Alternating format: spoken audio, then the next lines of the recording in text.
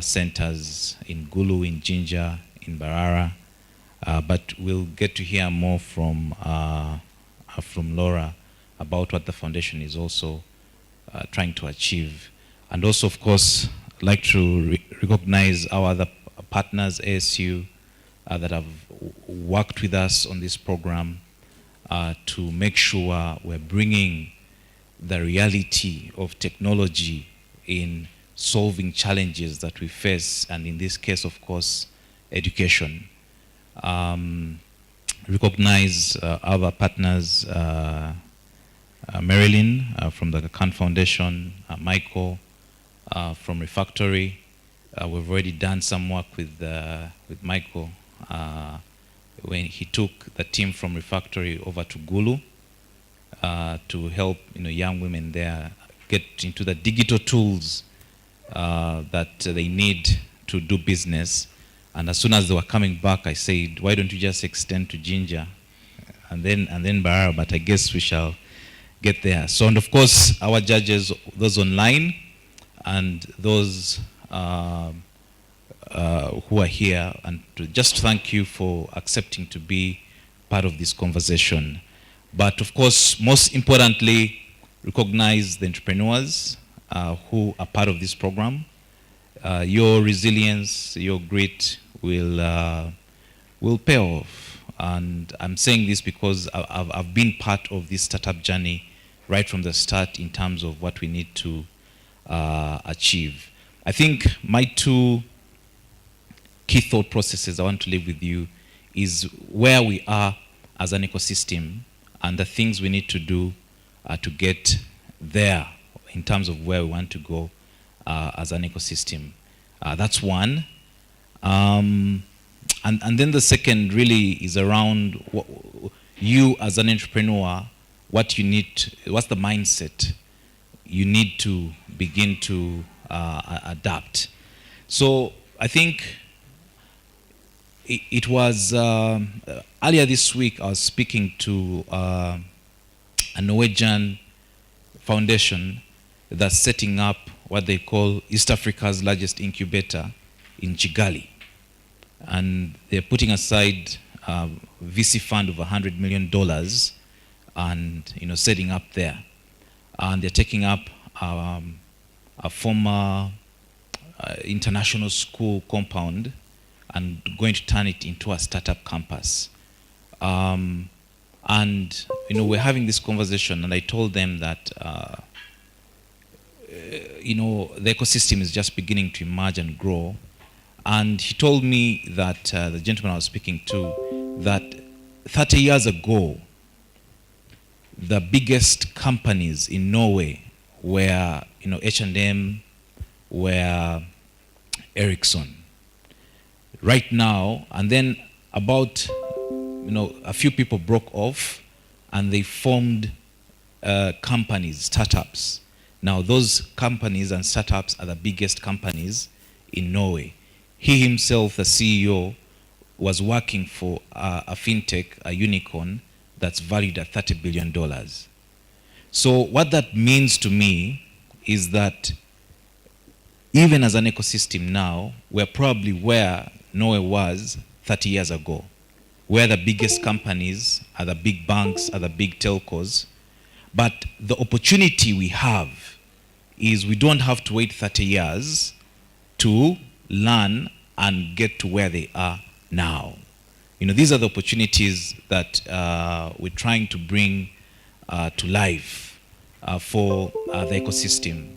So in this process, the most important thing for us is to be patient with growth, to be focused, to be determined, to be resilient, to be entrepreneurs, and continue to move from stage to stage regardless the difficulty we find as we grow.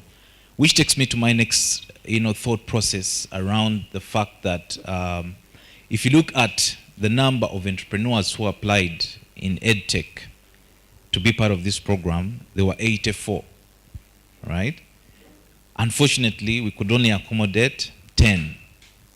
So I think I was online, and I saw a critique. Someone said a critique of Innovation Village and the programs they run, you know, and they gave an example of a startup here that we accepted versus them, and they thought they were better, you know.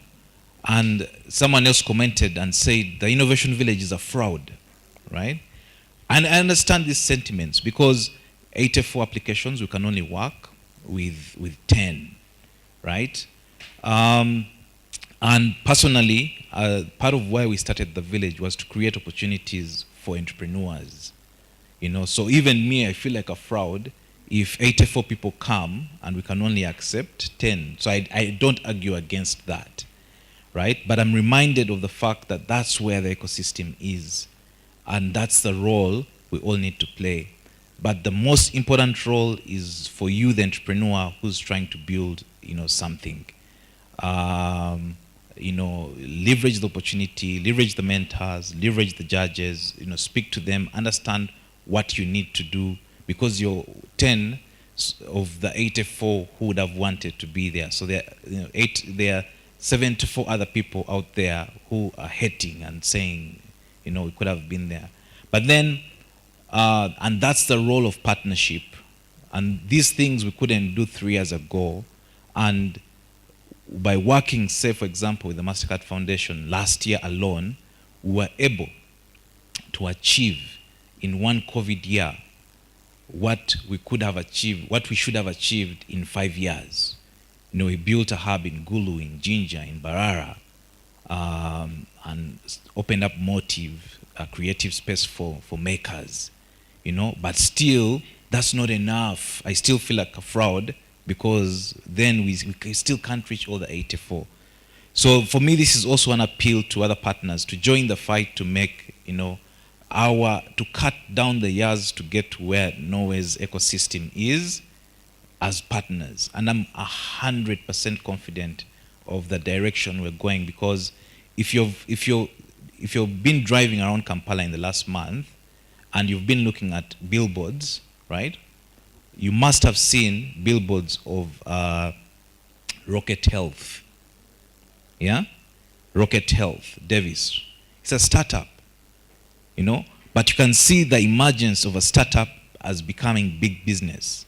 If they continue at the rate at which they're continuing, you'll pick up New Vision and you'll see Rocket Health raises $25 million, and people will be saying, how? A 4-year-old company. That's the push we are all having. And I wish you the best if you're part of this program in education. I apologize to the 74. I also believe, like you, that we are fraud because we can't support everyone. But I can guarantee that there is growth in the ecosystem. I can guarantee that we are working on it 26 hours a day. And I can guarantee that we will continuously increase from the 10 to work with more, because that's why we set up, and that's why we're working with great partners like the MasterCard Foundation who have made this possible. Without saying so much, I'd like to invite Laura, who's the education lead at the foundation, to also share insights on what we're looking to achieve and what their aspirations are for young people. I wish you the best, those of you who are in the program. Our education system is under assault by COVID, and my belief is the entrepreneurs are the answers to this. So let's continue however long it takes. Thank you very much. Laura, please.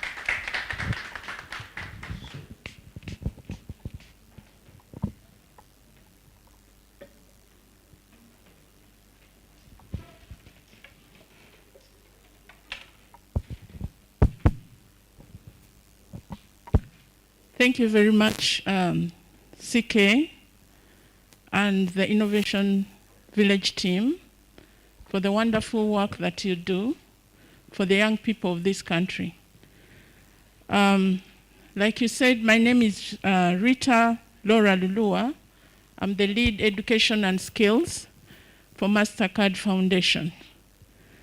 I bring greetings from the MasterCard Foundation team, especially our country lead, who was unable to come to join you in this wonderful event because of other commitments.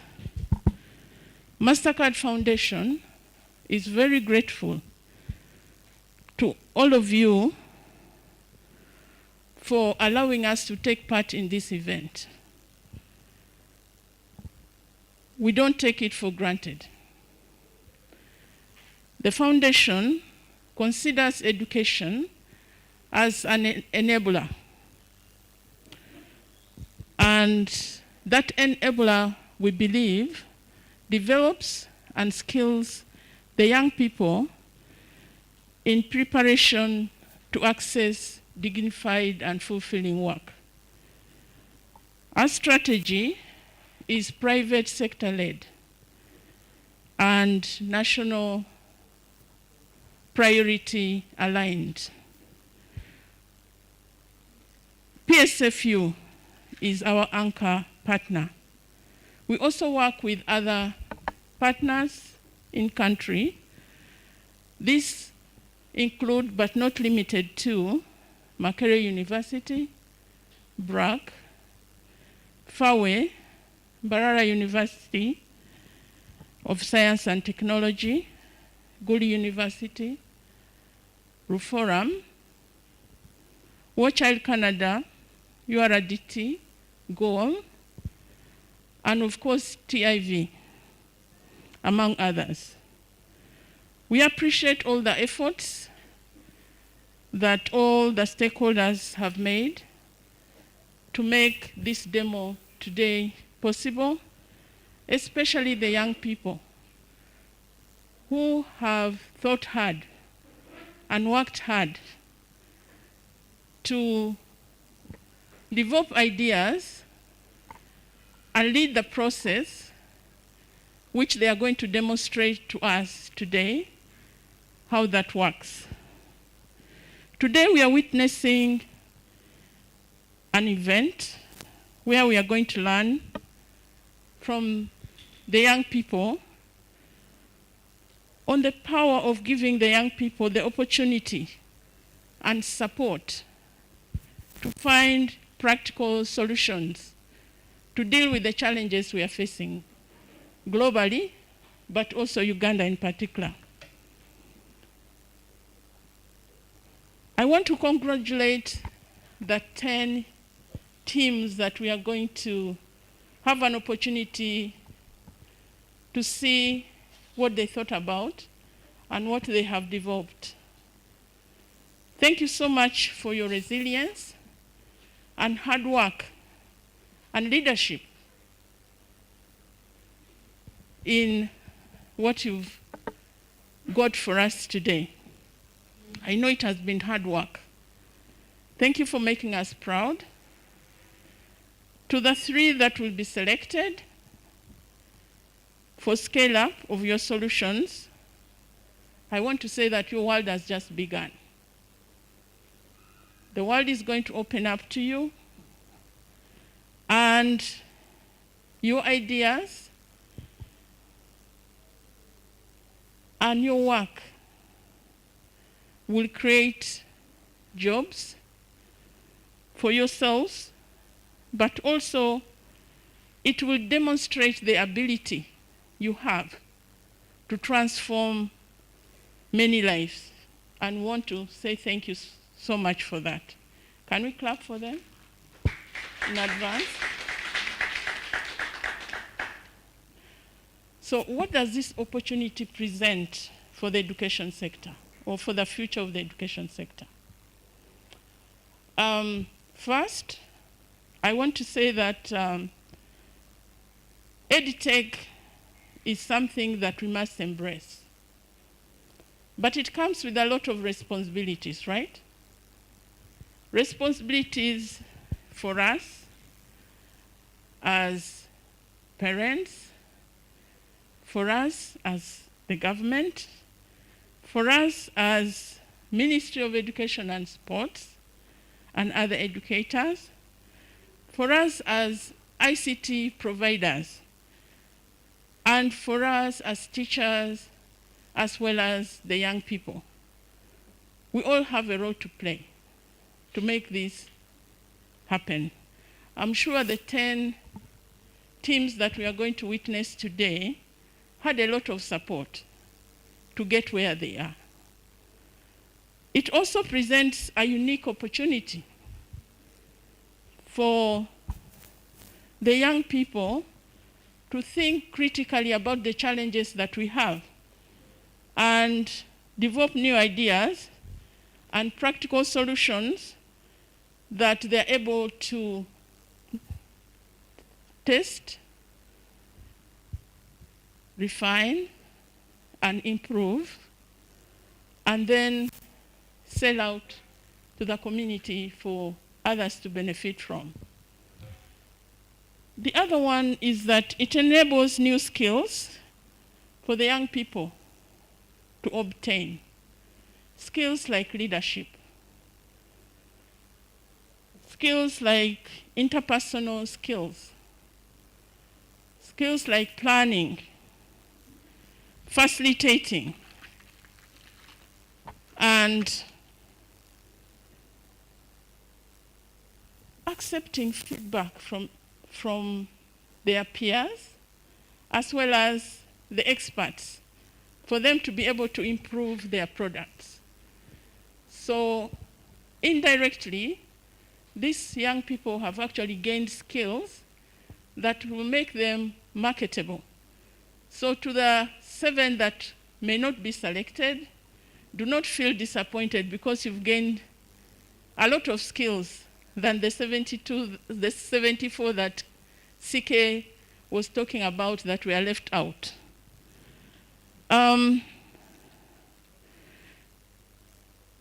The other thing that this opportunity brings is that the young people need support. Support for them to achieve their dreams. From all of us, the different stakeholders. Support in terms of mentorship, support in terms of guidance, support in terms of peer support, support in terms of financial inclusion. We know the challenges young people have accessing finances to expand their ideas. Support in terms of market information, market linkages, as well as equipment, and of course, digital inclusion in terms of skills, in terms of equipment, and all the other things that they need for them to achieve their dreams. Thank you, CK and team, for making this possible for the 10. We understand that the need is big and the resources are limited. But we had to start somewhere, right? The other thing that this innovation brings to the education sector is healthy competition. The 10 had a leveled ground to compete, to develop their ideas and compete against each other in an environment that was fair to all, okay? Which is a value that our young people need, not only for Uganda, but for the entire world. We want a fair, healthy competition. So thank you for making that possible. In MasterCard, we believe that access to education should be to everyone. Everyone should have access to quality and relevant education, regardless of the socioeconomic background, regardless of the race, regardless of the gender, regardless of disability, or any other limitations. And so, at the foundation, we want a world where everyone has the opportunity to learn and prosper. So I want to say thank you so much, CK and your team, and all stakeholders that are here for joining us in this great event. And I look forward to a wonderful event. Thank you so much.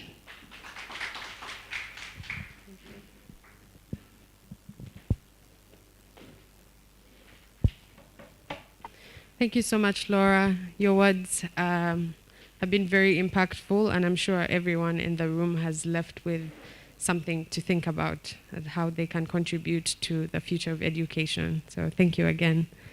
So before we have the startups come and present their solutions, we would like to show you a short video clip that highlights the challenges that have been faced in the education sector, especially ones that were brought about by the pandemic.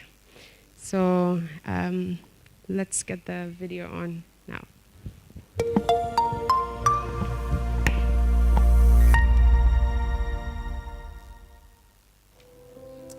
School without physical classes and learning spaces has been hard for key players in the education sector. Students, parents, teachers have all had to fumble with technology as we migrate to online education.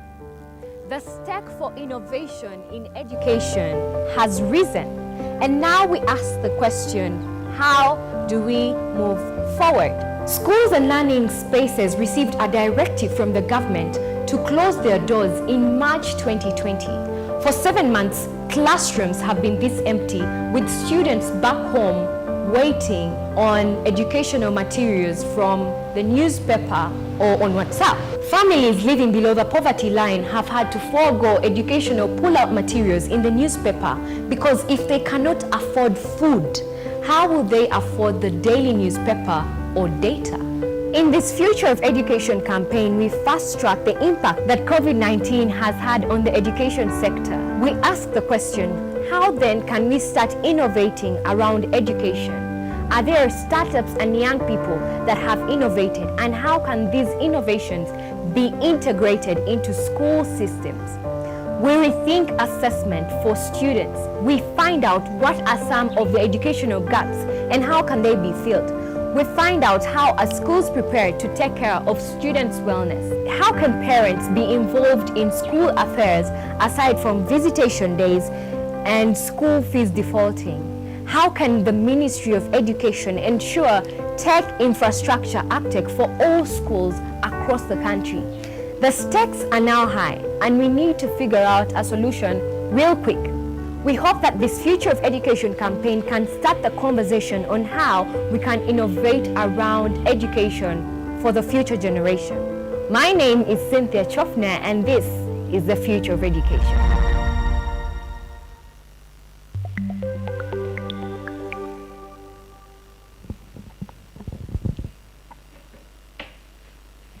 All right, we're going to invite the very first startup to demo, and that will be Node Media Systems / School Desk.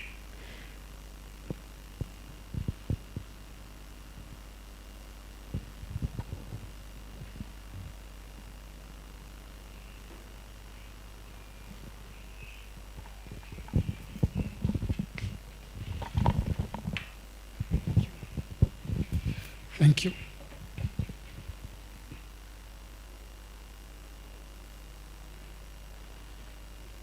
Thanks. My name is Kevin Mugara, and I'm the founder of School Desk.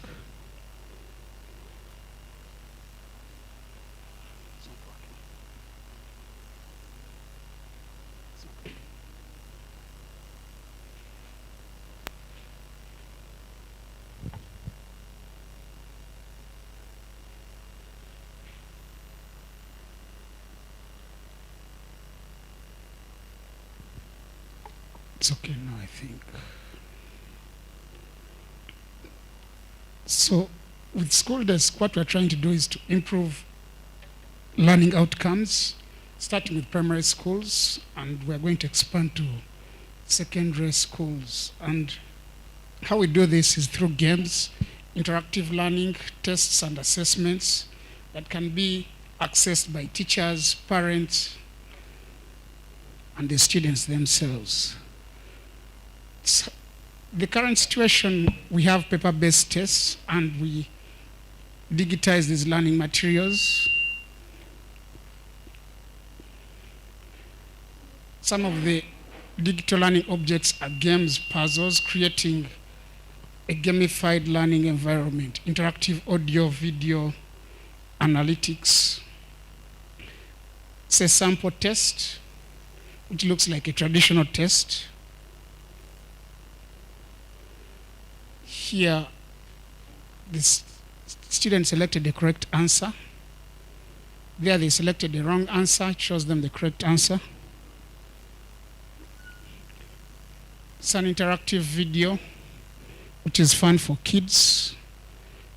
Interactive audio, an audiobook,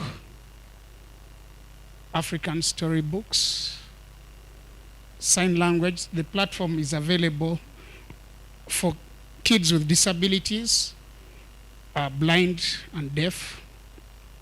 So it has been developed with accessibility in mind. Sample analytics. So the business model is freemium, which means some materials are free, others are 10,000 per month. And for schools with children with disabilities, it's free. We're currently in 30 primary schools with more than 2,000 subscribers. At primary level, there are about 10 million children and about 20,000 primary schools. We have received a couple of grants a few weeks ago from the Ministry of ICT and others. Our competitive advantage is a low pricing model, multilingual, which means we can expand across Africa for the non-English speaking countries. We're introducing, there's an offline mode, so they can access the materials without a data package. We are in discussions with telecoms to zero rate the platform, so you don't need data to access the platform.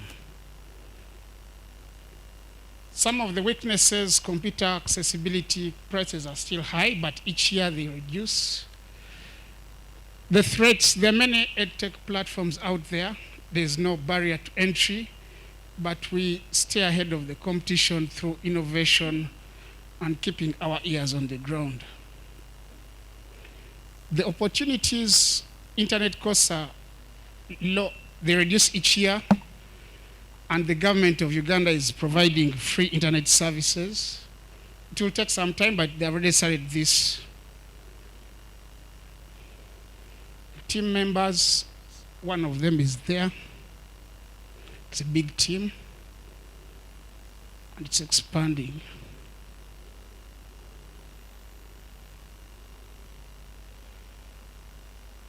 Yes. I think that's the last slide.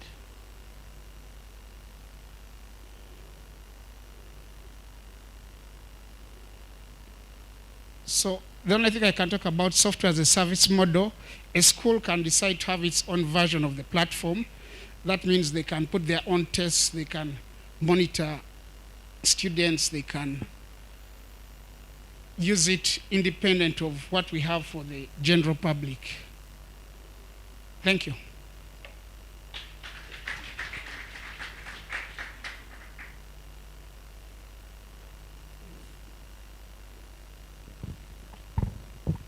Thank you very much. And now we will have some questions from the judges.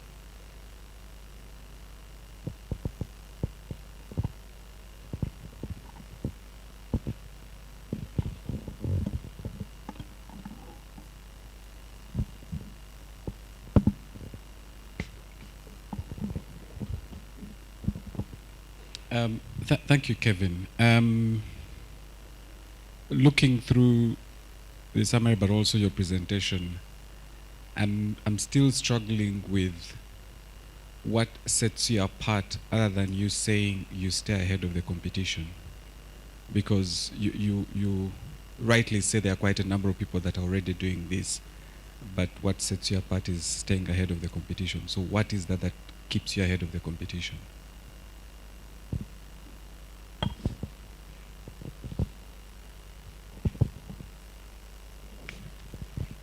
Thank you. That's a very good question. So there are many things that set us apart. One of the things that our platform is interactive. That means someone can do a test, it marks them. There's tracking. So we can find out that a child is weak in mathematics, but actually the problem could be algebra, it could be geometry. A child could be weak in English, but the problem is comprehension, reading. So that's one aspect, analytics. It's also accessible to users with disabilities. We have an offline model. Our platform is optimized for for poor internet connectivity. So those are some of the things that set us apart. And also the quality of the learning materials, because at the end of the day, it's all about the quality of the learning materials that you have.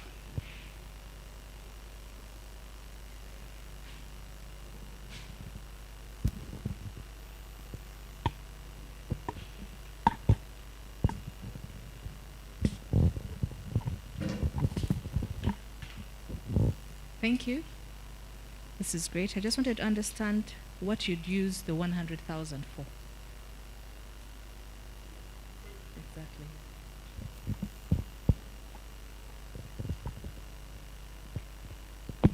Thank you. So right now we have materials for primary school. We want to expand to the secondary curriculum.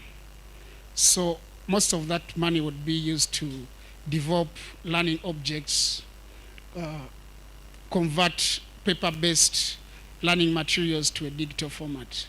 So most of that would be used to expand to secondary curriculum. Thanks, Kevin, for the presentation. Mine basically two. One is a question of the content. What is going to set you apart is the kind of content that you have and how you present it.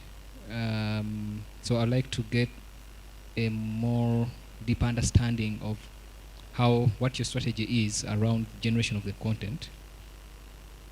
But secondly, what platforms you're going to use to deliver your solution. Is it a web-based application? Is it mobile apps? Are they desktop apps?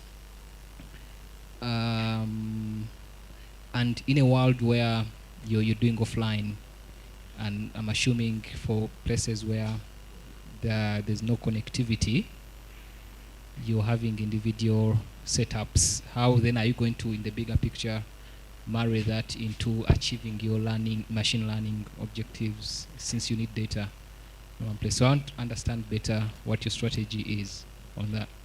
Thank you. So I'll start with the last question.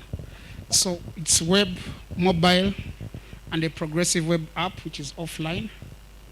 In terms of the content, I'll give you a simple example. When we're at primary school, one of the questions could be, how many lakes are in Uganda?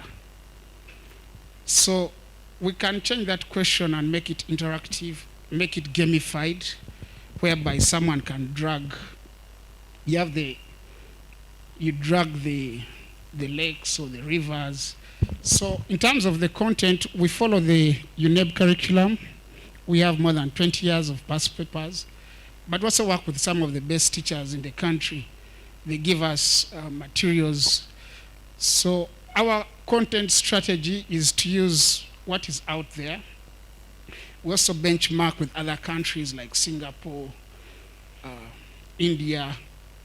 So in terms of content strategy, we use what we have here for UNEB, and we also have external learning materials. Because English is the same, whether you're in China, US, France, it's the same. Science is the same. Math is the same. The only difference is SST for primary. but education is universal. Thank you.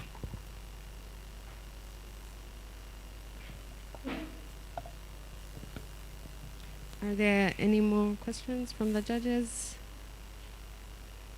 All right. Thank you very much, school desk. Thank you. Thank you, ladies and gentlemen. My name is Andrew Kato, part of the team for WITVR, and I'm present with my colleague Samuel, who is in the audience. I'm presenting to you WITVR. What is WITVR? WITVR stands for WIT Virtual Reality. We are using a technology called virtual reality, which is the use of computer-based simulation that enables persons interact with 3D environments using devices such as this virtual reality headset and several others like cardboards that has gloves and other wearables. So we are seeking to use this virtual reality solution to impact education in Uganda. What's wrong with education in Uganda? A while ago in 2019, while taking a walk around the Acacia Mall, I found so many parents with their children lining up to attend to a company there called Mystery Lane, which are using virtual reality for gaming. They would sit their kids in these virtual reality pods and they would experience games. I thought, how can we change this? How can we use this in education? I said, we really need to look around and find a way to use it in education. And an idea of WITVR came in mind. So we are using this solution to impact on the problems we're having. Class content is ambiguous for young learners to learn. It is not customized for learners. It is hard to inspire creativity because of the theory classes, lengthy lessons, which are tiring. There is boredom in class and students lose attention. The attention span is so little that a 40-minute lesson, a teacher will find they are teaching themselves. There is a limitation by our current model of education to inspire skills that are necessary for work in this 21st century. So, what are the solutions that we bring on board?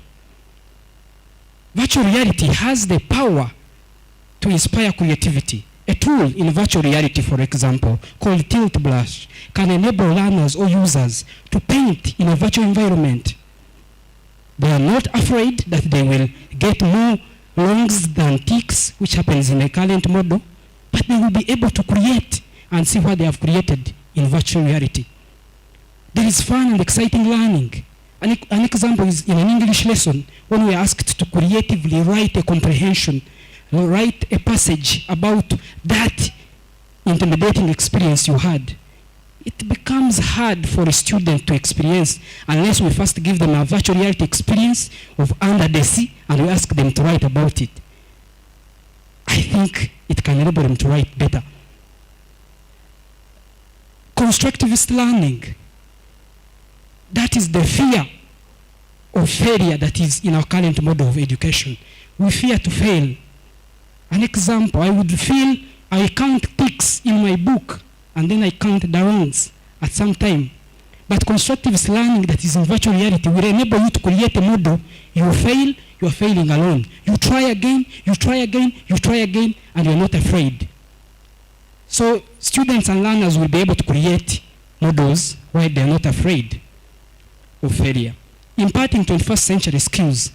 Skills like problem solving, skills like empathy are hard to teach in a current model. A virtual reality movie called Clouds Over Sidra was given to the members to interact with. This was an experience of a child in a refugee camp in Jordan. Look it out and have a virtual reality experience of it. You will shed tears. So the people who had that feel were as if they were immersed in a war situation. Such people will move out having an experience of what it feels being in a war situation in a refugee camp. So we want to use such tools in our current education model. So what are we going to exactly do about such? So we are going to supply virtual reality headsets, those that are affordable. There are cardboards to start with that go to the cardboards. There are those, so we are going to supply such affordable ones, and maybe we shall also have a virtual reality hubs where we have interactive ones which are high-end, then we can have people walking.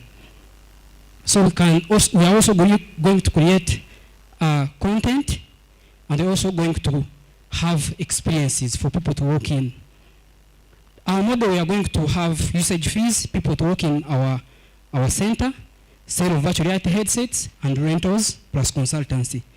Our major costs are about importation of these hardwares and content development, and we're targeting middle school, targeting primary schools, and lower secondary, which are very formative. Our model, we are going to start within Kampala, where we hope to set a center. There is about 217 students in primary schools, of which 150 are in private schools. That's according to abstract data of 2019. So we're going to start with the market here as we spread out. We are asking for US dollars 13,313, which are going to acquire some devices and be able to set up our center to start with. You can also partner with us by helping us get various creators who have experience. You can also help us with people who have hardware that's affordable, and also helping us with mentorship. This is our milestone. We are, for example, right now in working around investment. We are going to be registered in April, and by June, if we get investment and resources, we hope to purchase requisite hardware. October, we set up and do a few demos and look out for schools to take on such lessons case by case as our hub is running and they can walk in. On my team is myself, Andrew, and I have my brother Samuel. I have my creator, Abby, who is a content creator and is our CTO, and we have Bonita, who is our customer experience officer. We are having partners. We have been looking out and sourcing for partners where there is a success rate, and we have June Shimetu, we have Ibakava, and Class VR in the UK. Those are the partners. Thank you so much. I invite you to join the journey to revitalize education in Uganda.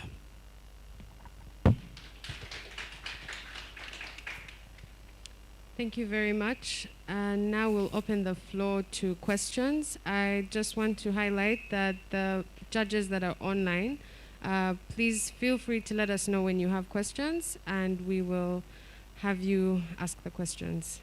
Yeah. So do any of the judges have questions?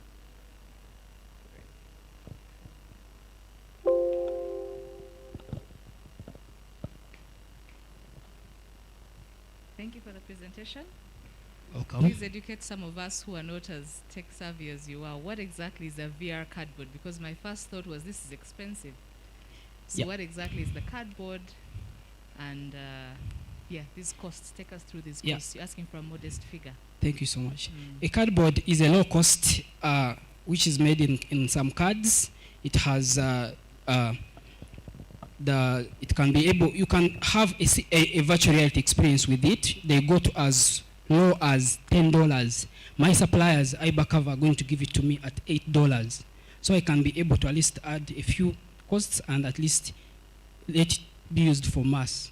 So you can use a mobile phone, which is a low cost. So the smartphone, we almost all have smartphones. So to have a semblance, if I have content for you, you can have a semblance of an experience using that low-cost cardboard. It's not like this one is for Samsung, but there are those ones which are low-cost.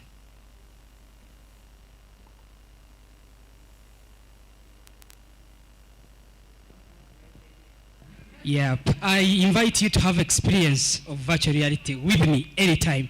Right now, you see me after here. And I'm working on some content at Motive with a few members, which is part of this. We are going through some lesson and creating some content. So I invite you to have some experience with us. So help me Go back to your business model.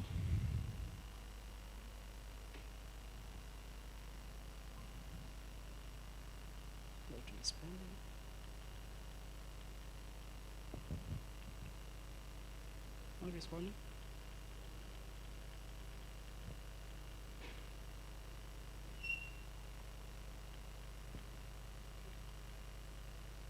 Okay, just there. So you're saying your intention, if I look at this correct, you're saying you're going to charge per hour. That's about, put it 13,000 Uganda shillings per hour. And that is per headset or per person? That is per person who walks in and they have an experience like such. I use the benchmark of the gaming at Acacia Mall. We are paying 20,000 Uganda shillings for 15 minutes. And for education, I said, if we can start with this. Of course, this is subject to amendment, but this is the semblance according to the research that I've made in the market. But the use case is different. Yes. The use case for Acacia is totally different from your use case. Yes. Whereas the other is for gaming and having a feel. 15 minutes, 20,000. Okay. So let's look at your major cost centers. You're saying, so my assumption is that the $8 is a one-time cost. $8 for your headset? Yes. There are those ones that I will have according to my ask. I will set up. Of course, you will not have, I will not charge you for using one like this. I just want to appreciate. Yes. Your major cost center is that you have $8 per headset. Yes. For rentals. This is the rentals. If you want to take home a basic one and use it overnight, and I have gone through training, I am not seeing $8 there for, the $8 there is for rentals, which is one of the services I offer. Okay, you see where I'm also lost here in trying to appreciate what you're trying to solve. Yes. Are you solving this for education? This, or are you creating an alternative approach to education using your gear? It is an additional to augment the already existing. We're actually supporting the existing models. If you want to learn outside the normal education, you, like for example, you want to have an experience, you have a nursery student who is trying to appreciate sound of various animals. How can they experience the sound rather than in class where we are taught a cow, this sound is this. Is moo. Yes, moo. A cat is this. So how I have created content for you to interact with for different animals. That if you click on a cow in a virtual reality world, it's going to give you sound. You are going to interact with it. You are going to go for a chicken, you will hear the sound and you will be in an environment where it is. So, in a model, is I have content for you and you want to experience that at home, you can, I give you content, I will upload it on your phone, and maybe you have a headset of ours, you go and you experience it. Additional to existing model of our education. Or how can we help them appreciate that more than when they tell you a cow sound is more? So what does it add if you can't? So in terms of augmented reality, when the cow says more, how do I relate with that?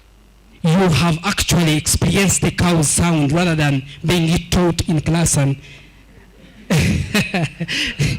and I have already models like that. I'm not going to use something outside. I'm going to use our curriculum and be able to apply in virtual reality. Thank you, Andrew. Three for me here. One is, can I own this device? Then secondly, who exactly are you targeting? I'm imagining my grandmother in the village who has a granddaughter. Is she one of your clients here? Third, the process of how this content is created. Help me appreciate how content is created, because until now the reason people still go to school buildings is because schools have been set up in a way that we are guaranteed that we shall get content there. So that's why we continue going there. So whichever technology that comes, it has to address the content bit. So how is this process of creating content, well, how does it look like in this case? Thank you so much. 3 questions. 1, can you own a device? Yes, you can own it. I own one. This is a Samsung. It is compatible to a Samsung phone.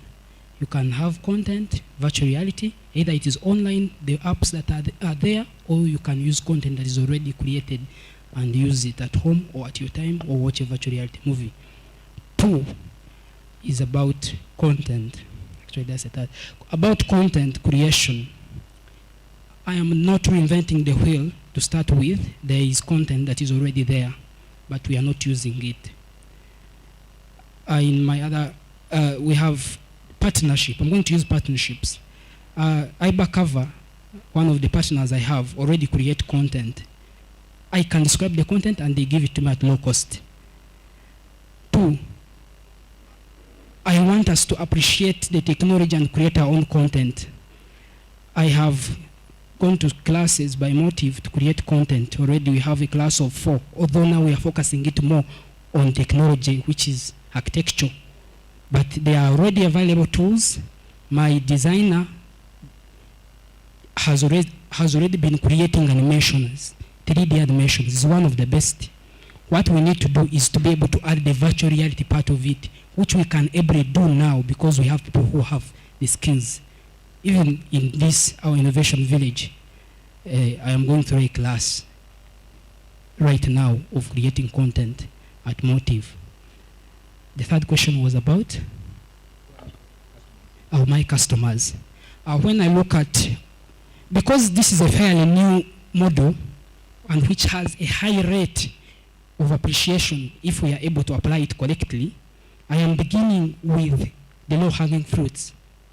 And I'm beginning with our environment. Those people that are taking their kids to experience gaming, those ones who have smartphones at home and are having their student or their kids who have never experienced or seen an alive cow, but they see a cow on their tablet at home.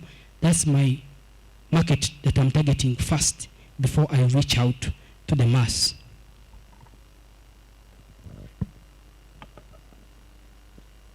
All right, thank you. We have one question online from Mark from Arizona State University. Hi. Yes. Thank you. Can everyone hear me? Yep. Yes, we can. Okay, great. Okay, so I have a few questions actually, but I'll maybe just ask this one first. I'm curious about where the content is hosted. So, you know, my understanding of virtual reality content is that it's you know, these are huge files, way bigger than a very high definition video file.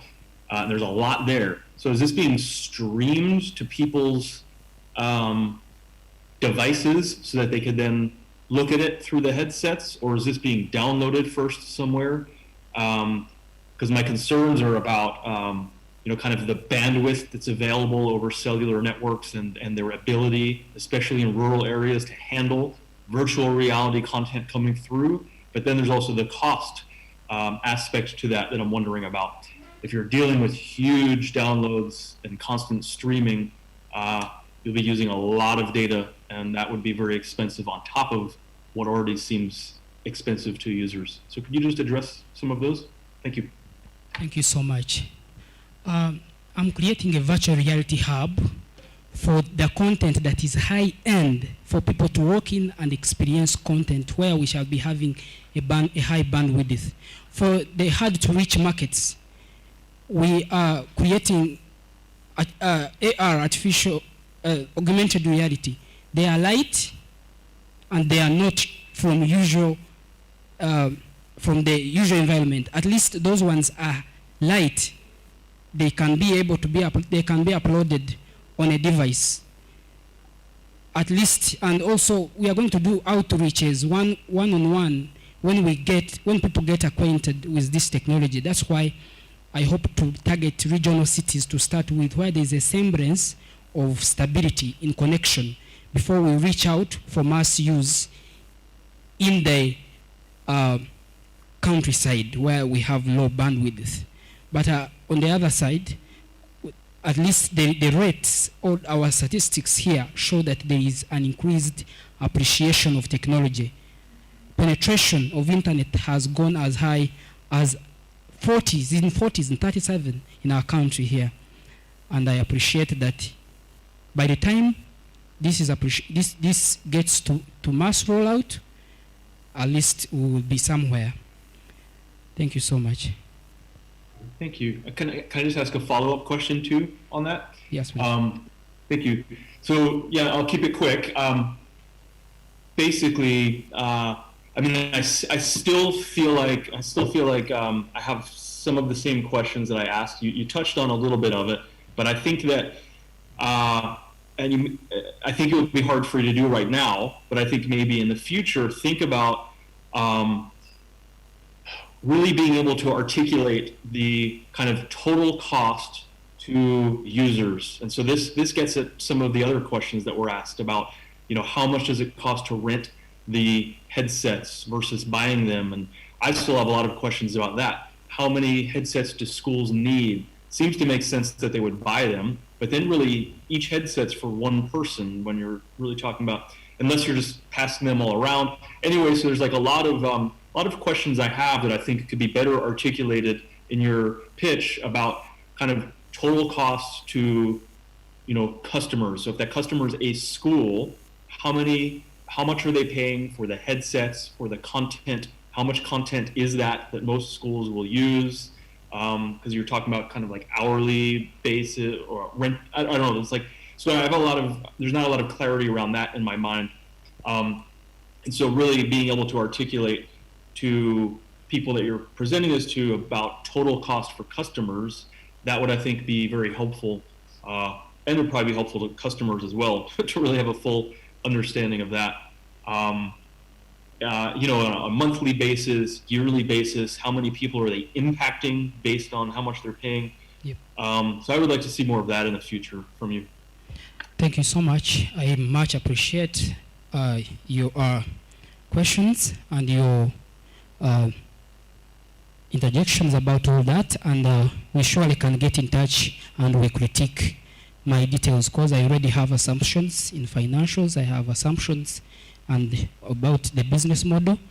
If we get in touch, possibly we can be able to revisit much of these scenarios because of the time that I'm allotted here.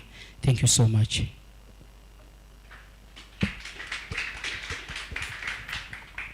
Thank you very much.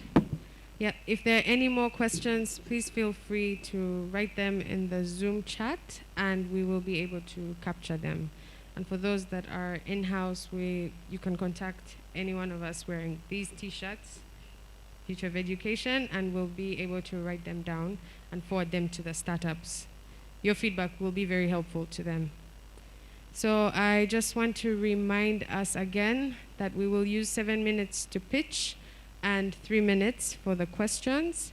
We will have Susan at the back there show us that we have 2 minutes left.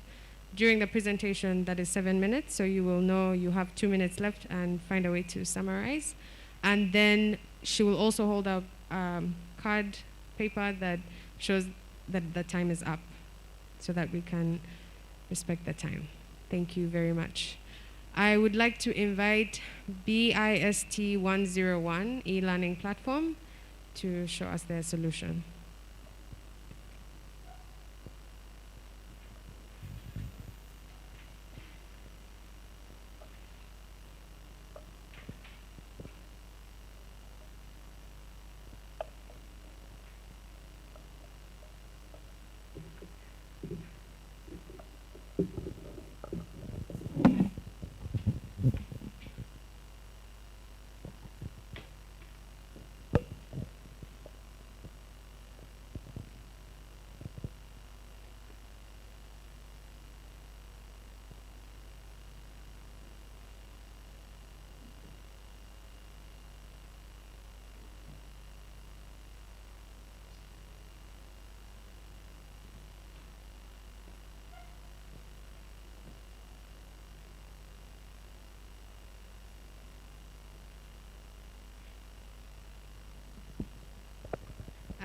Sorry for that hiccup. It's being worked on.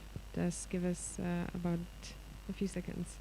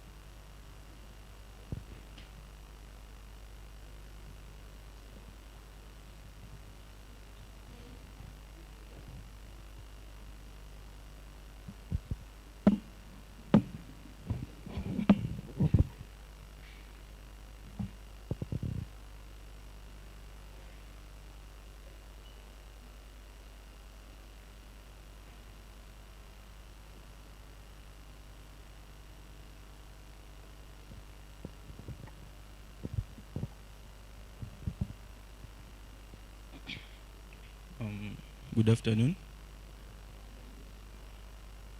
Thank you for coming. Yeah, I'm Magambo Isaac from the BEAST 101, which stands for the Basic Inter-Student Tutor One-on-One. And this is my colleague. Good afternoon.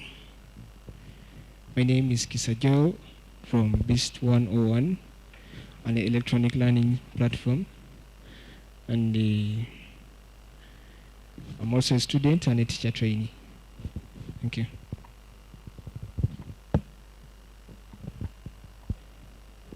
So, first things first. Now, the challenges of teaching or education in Uganda are numerous. That is to say, because as a teacher trainee, sometimes I get to teach, and you get out of a class, and to your surprise that only 20% of the students have understood your content. I bring this up to BO1 because we are trying to provide an online platform where a student has the capacity to go back and review. Now we are talking about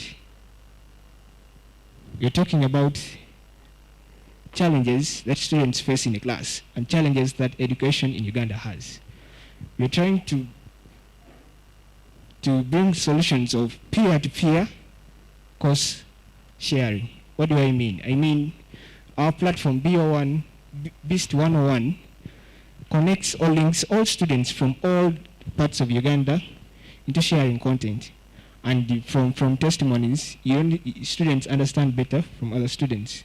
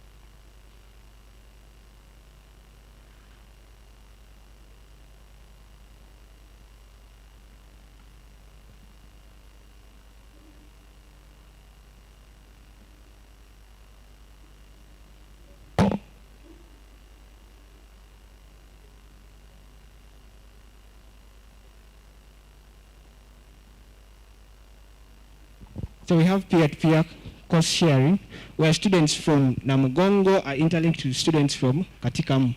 So we are trying to provide a platform, not where all students get to interact, because I mean some of us didn't get chances to go to Namugongo, didn't get chance to go to any big schools, you know. So, but we would like to interact with them. Now, the next thing we provide is an interactive video, where a student watches an experiment and he understands. What do I mean? In these videos, we have what we call formative evaluation. Now, what do I mean by formative evaluation? Formative evaluation is the type of evaluation where a tutor or a teacher gets to understand whether content is understood. How? You can ask a basic question. Do you think this or this or this is right? Yes. Now that is what we call formative evaluation during the course of the lecture. The next we can have is summative evaluation. Now summative evaluation can fall under local questions, where we have them doing end of semester, end of term. Now, we also, in our platform, BIST 101, we have notes. Now these notes are updated. These notes are delivered to pinpoint. These notes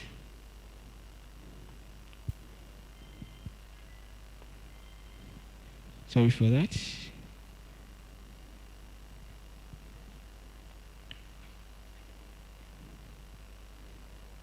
Now, I was still talking about the notes.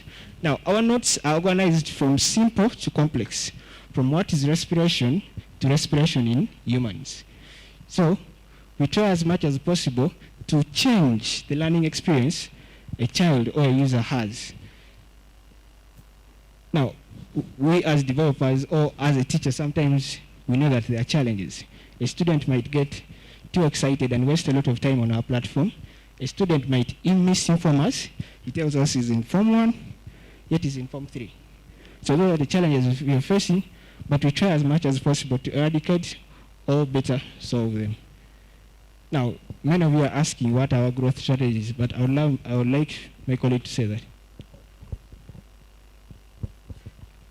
So, according to our research, Uganda has a total, according to our research, Uganda has an approximate value of 500,000 students who are able to access computers, laptops, smartphones, and those, according to us, as the BIST 101, are the target population. So how are we able to reach out to this target population? So we have social media pages where we do most of our advertising.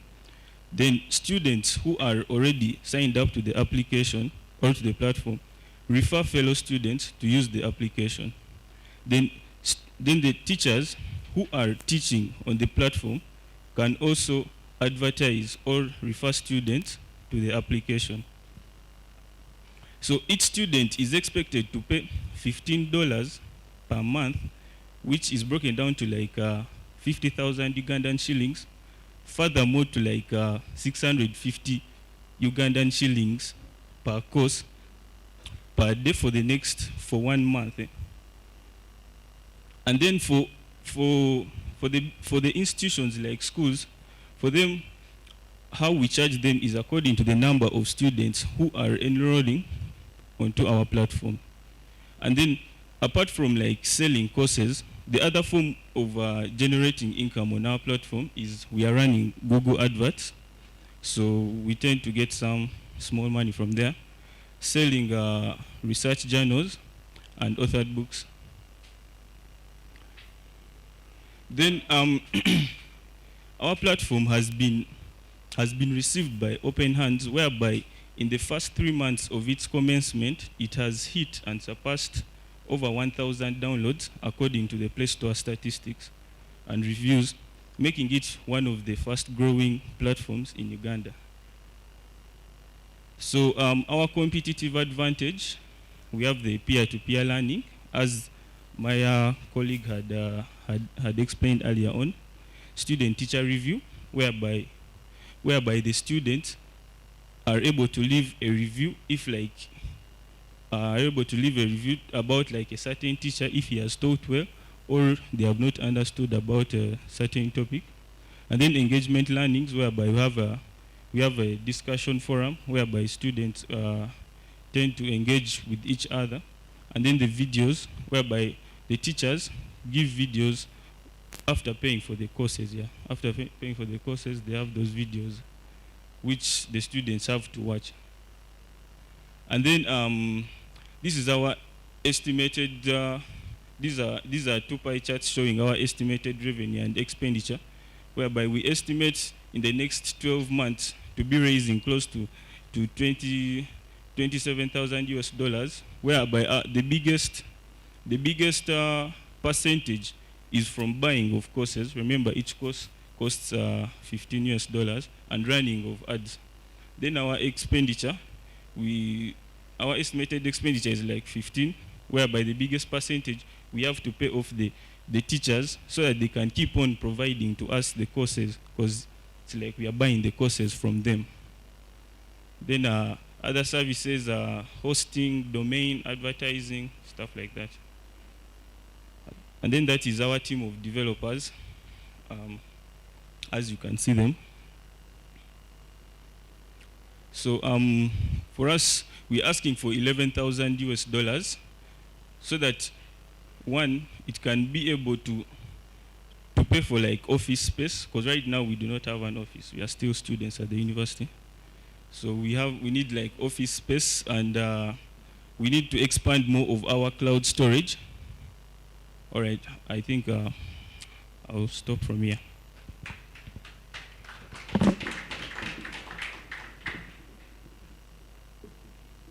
Thank you very much.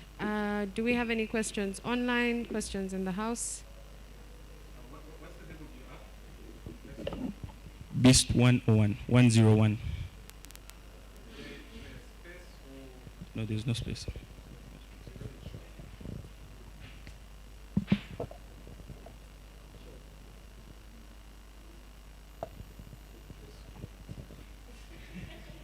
Is it both on the Play Store and App Store? Play Store only. Only Play Store. For Apple devices, there's a web application under development. Okay. All right. Are there any other questions from the judges? From the judges. What's the format of the content that is on your platform? Is it video? Is it audio? Is it? Yeah, we have videos. We have PDFs or notes. Yeah, and past papers. Okay, so imagine I'm a teacher of physics, and using my smartphone, I record videos of myself giving lessons, and then upload them on YouTube. Is that potential competition for your idea, or do you offer a lot more than such a setup would, and what is that? Now, our platform offers more. For YouTube, for a teacher, recording a video and uploading on YouTube doesn't give you the notes, the hard copy, the soft copy of notes. So, because videos are good, I would accept that. But we expect students to read, like the soft copy of the notes. That is what our platform gives, better than the videos you find on YouTube. I don't know if that answers you. All right, we have a question online from Mark. Mark, please go ahead and ask the question. Thank you. I'm curious, the content that teachers will be uploading, is there any risk that some of what they might be uploading is just taken directly from their from the syllabus and from the curriculum that they're using from the school? And if so, are there any legal issues there about the content possibly not being owned by them, but maybe being owned by the school or the government, and any legal issues related to trying to sell and make profit off of content that maybe doesn't belong to them? Yeah, I guess that's one of my main questions. Thank you. Now, for the teachers uploading work on our website, will be with those teachers that we partner with. Now, we are trying to partner with the best teachers so that they can give us content. And on top of that content, we shall be providing extra textbooks. Like a teacher gives his content, then below that, we have a referral book. Go to this page, biological science, and this and this and this to read more. So you're trying to, because not every work a teacher gives sometimes is right, but the right work is found in the textbooks. Thank you.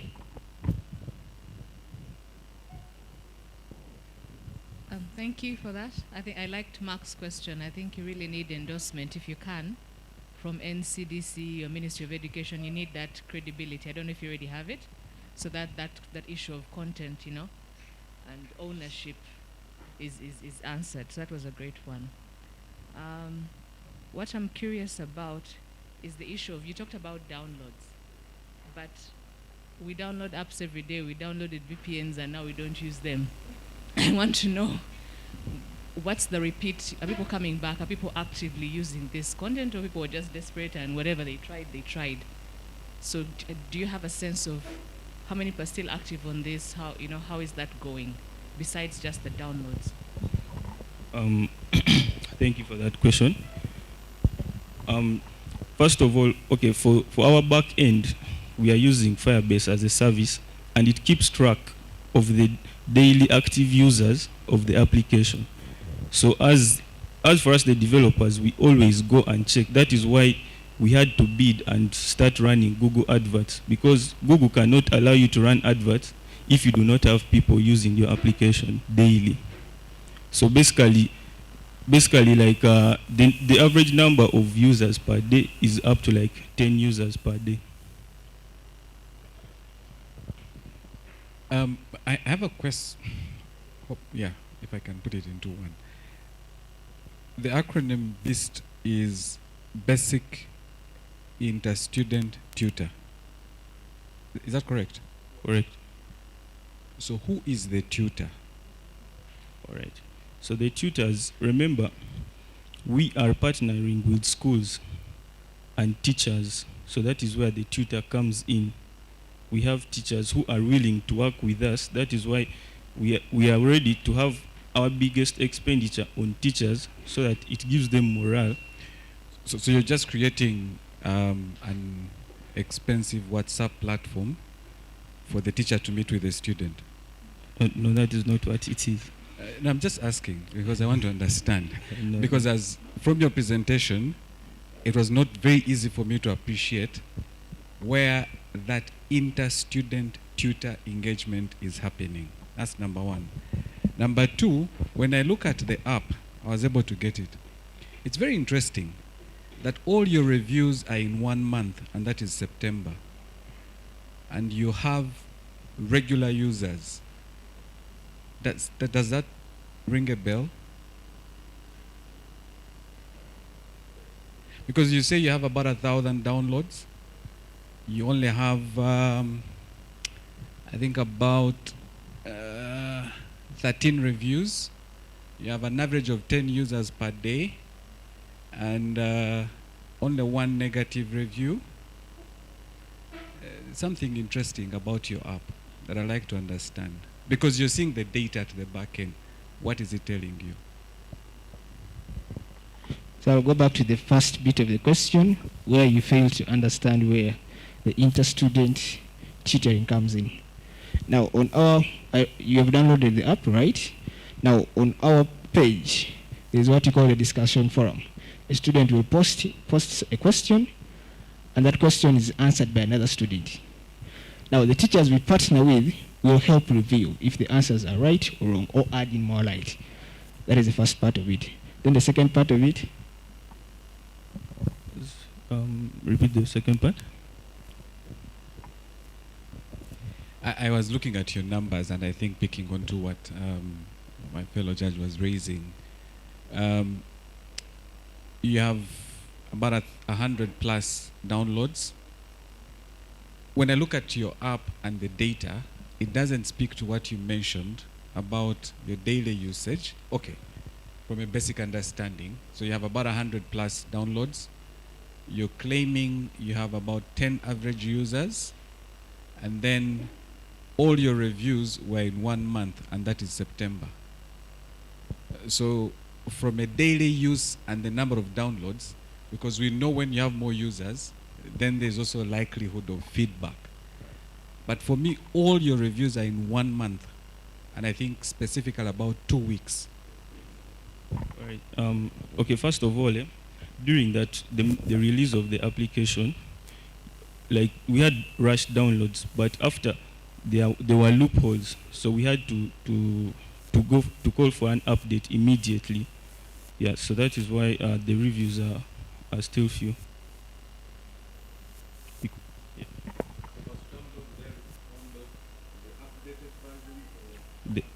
The update. I thank you very much, Beast101. I know there are many questions that are coming in. Please feel free to jot them down like we had previously mentioned. Our time is fast spent. I would like to invite Marifa Sasa Limited to come and present.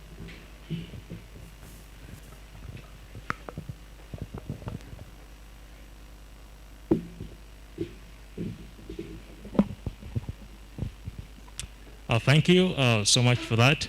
Our presentation is optimized for PowerPoint, but unfortunately the machine that is being used doesn't have Microsoft, so you'll pardon us for the glitches on the slides.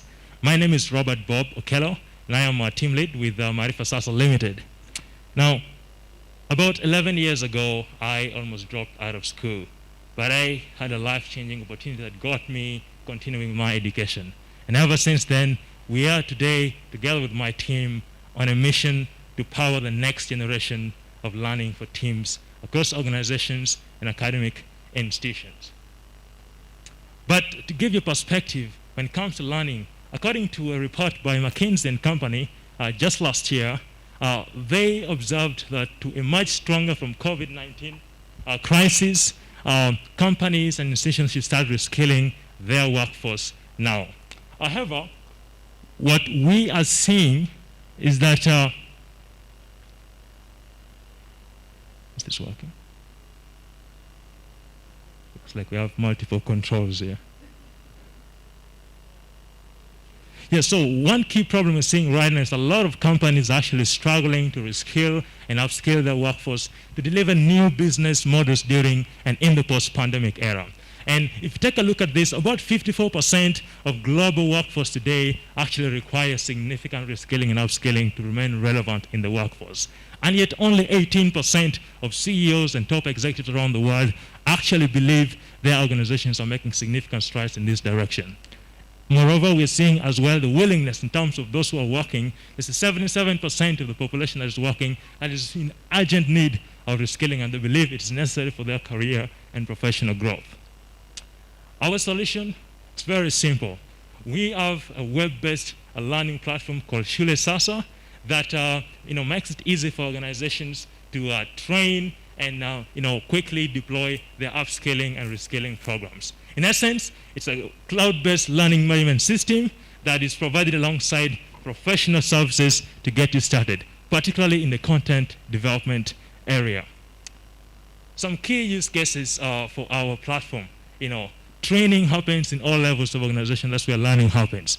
Customer training, a lot of companies are now beginning to really embark on training their customers to understand their products. Staff training is a big one. We have noticed a lot, especially with HR departments. Most of them have very poor onboarding processes, and there's a big need in that area. And of course, one of our key areas is e-learning for schools, and providing a platform that is built with just the features that teachers need and schools need to deploy e-learning in a matter of days. So why our platform? Like I said, this is designed with a very straightforward team-based approach, never overbuilt, and we don't believe in one-size-fits-all, and our learning experience delivers teams to be able to reskill, upskill, and learn on a consistent manner. The platform supports limitless content types. Social learning experience is a key strength of our platform, and then of course the meaningful analytics in the back end, and of course the ability to reward and track the learning progress of your team and your learners.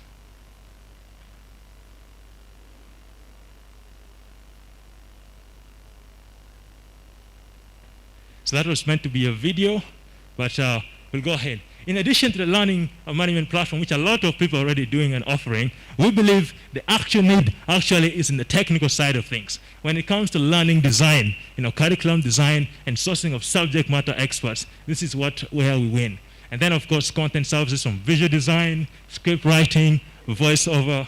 We have a fully blown studio based in Lera where we do a lot of video production for the shooting of these courses, helping schools save a lot of time and resources.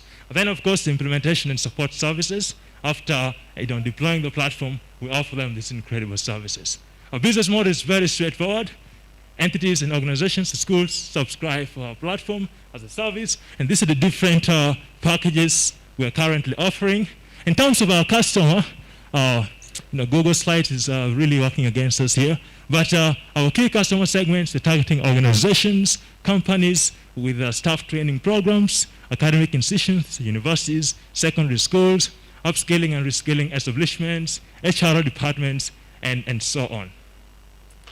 And of course, our major marketing channel right now is through our website, marifasasa.com, where you'll be able to look at all the platform itself.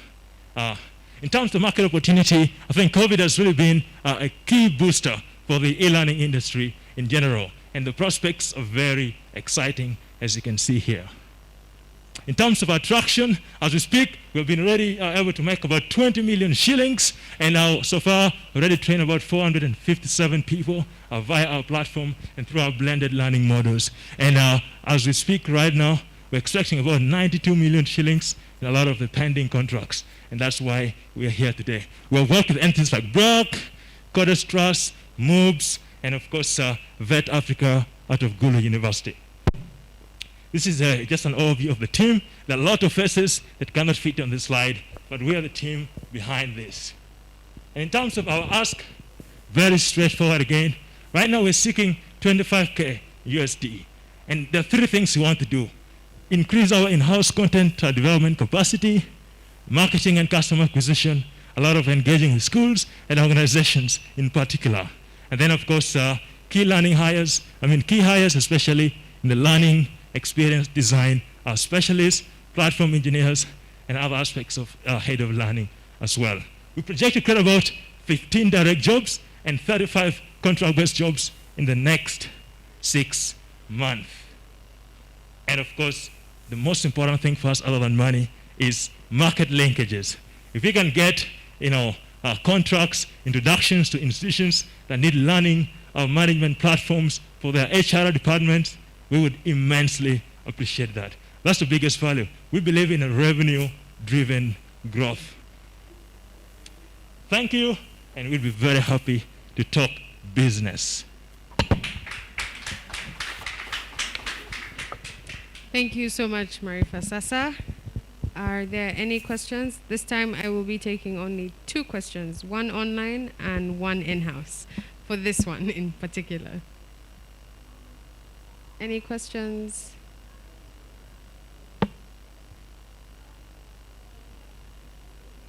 Or comments? You have 3 minutes as judges. We can also take some checks if they're there.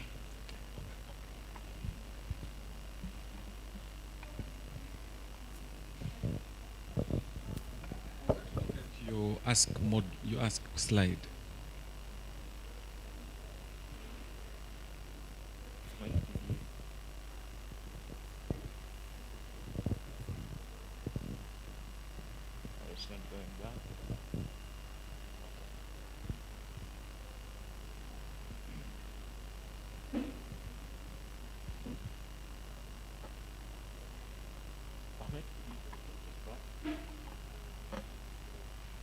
Ask.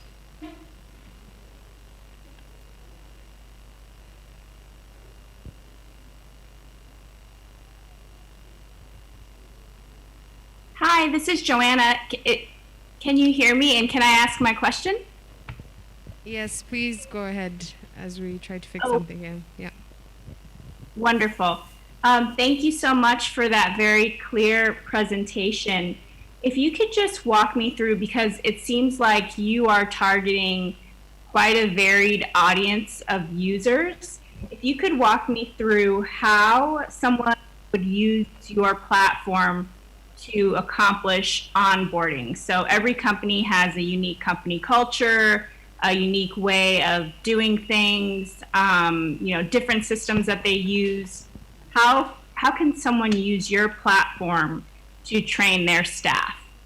Thank you so much for that very excellent question. It's very simple.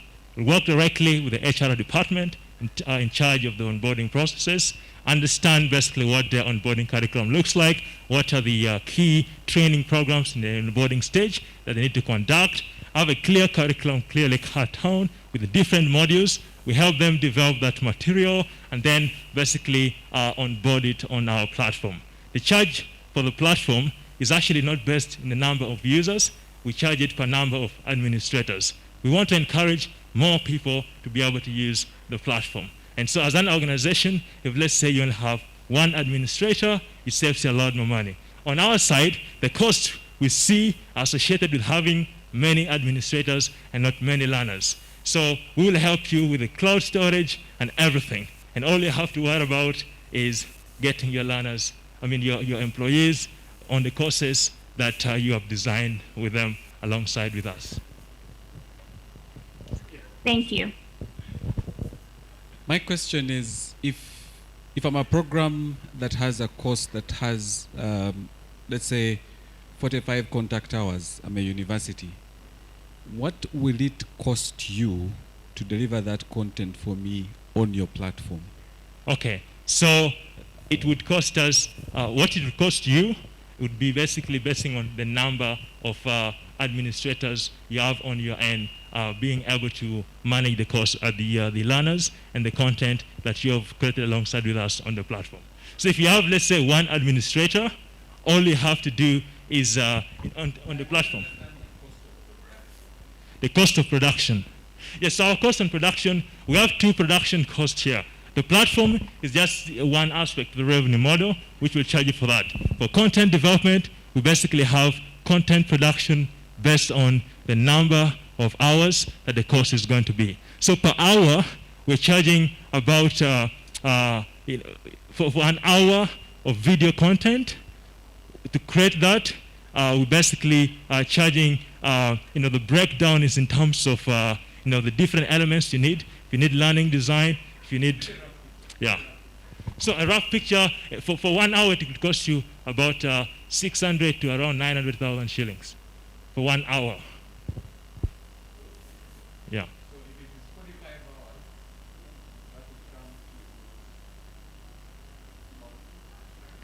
You multiply by that.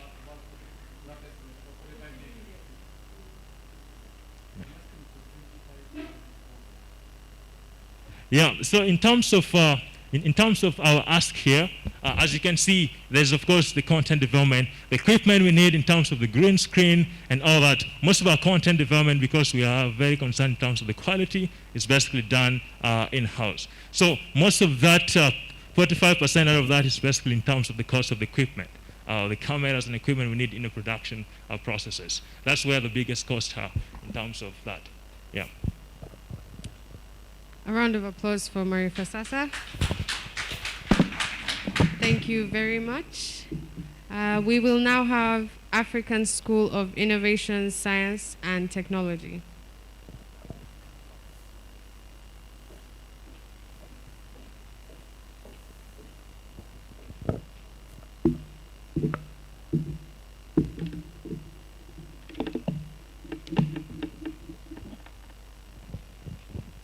Good afternoon, everyone.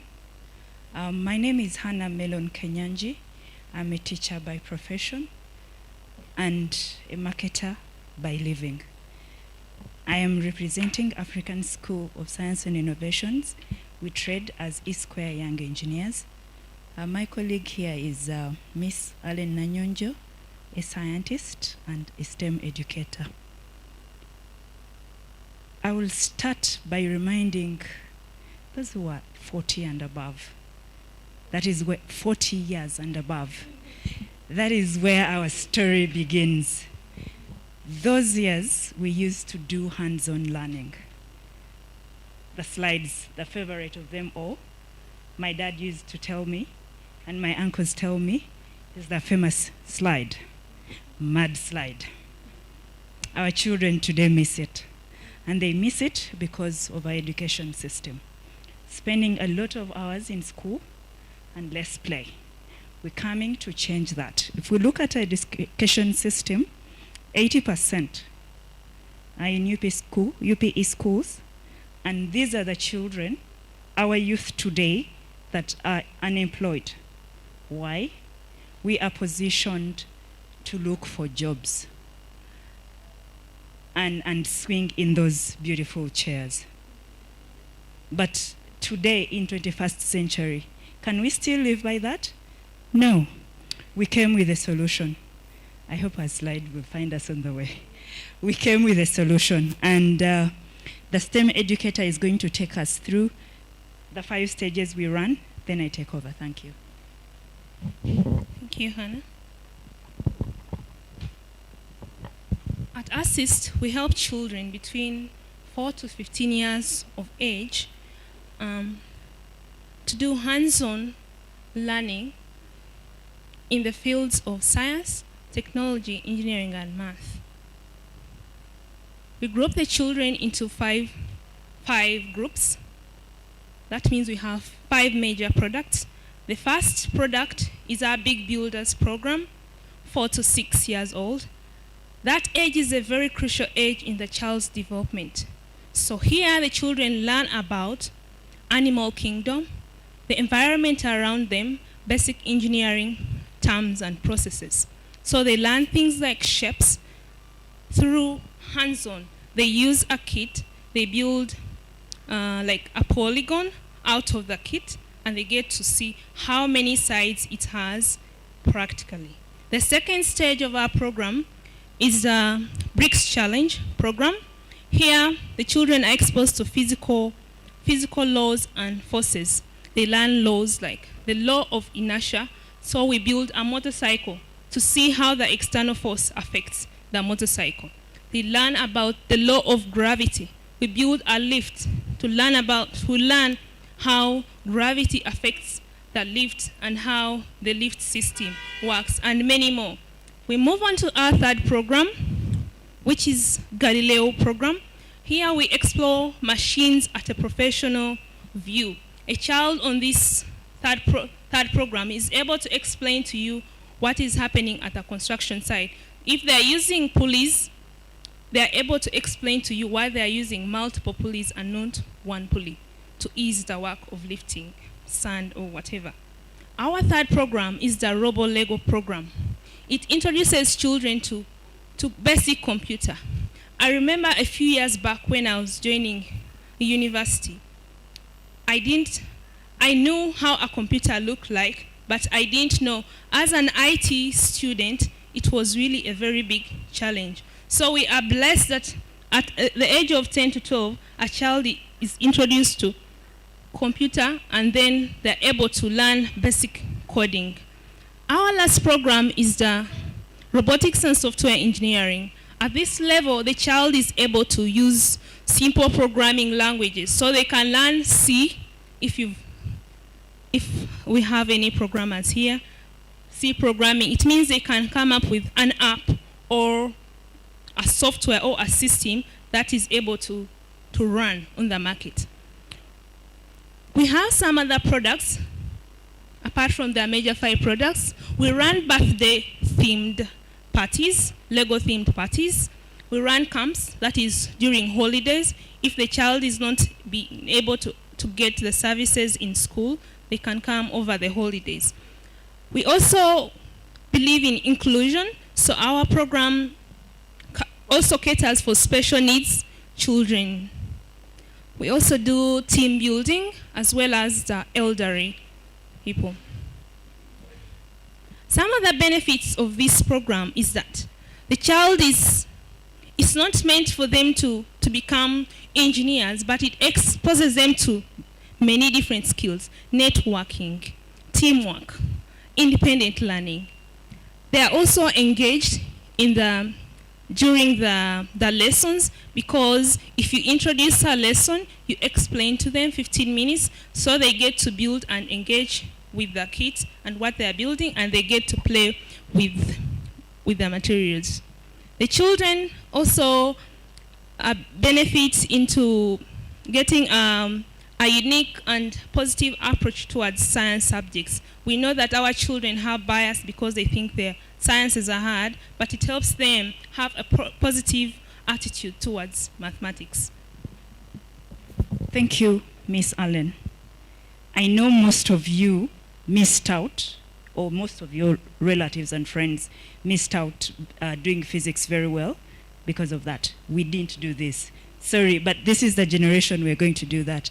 Our milestones so far, we have had partnerships with the Ministry of ICT, Ministry of Science, Innovation, Science and Technology. We have been in partnership with 18 schools, and we mentioned Kaboja, Clark Junior, and Tiber School. Universities, we are at MOOBS and also King Caesar University. Our target market is, the ideal would be covering the whole Uganda, but unfortunately the machines or equipment we use cannot enable us to cover. So we are biting little by little. And right now we're looking at covering urban private schools. Out of the 8 million, we are looking at the 2 million children in urban private schools, color purple. This is our business model. We have 3 models whereby we give a license, we have a school model, and a center model. I'm going to begin with the school model because that is where we excel best. Out of 18 schools, we target 4 to 15 years, that is primary school and lower secondary school. And we run in 3 ways. Either it is an after-school club, or individual classes, or the whole school. And we charge about $8 per session, and a term we charge about $100. And that covers 12 lessons. We've been doing very well, but the challenge now that we have, I'll mention it later.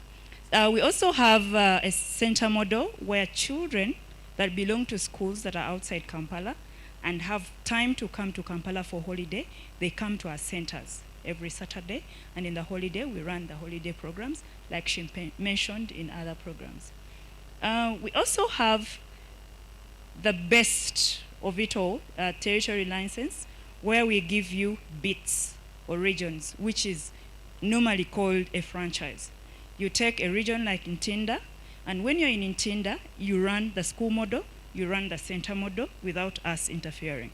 So our charge for that is about 20,000 USD, taking 2 counties and doing all this. So it will be good for all of you, my fellow startups. If in case you don't get, please come. We work together and make sure that these guys can also get the smart education we want to have.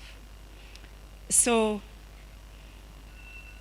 Mr. Innovation Village, Mr. MasterCard, this is our ask. Ideal amount of money would be about 80,000 USD to cover the 3 stages that we're left with.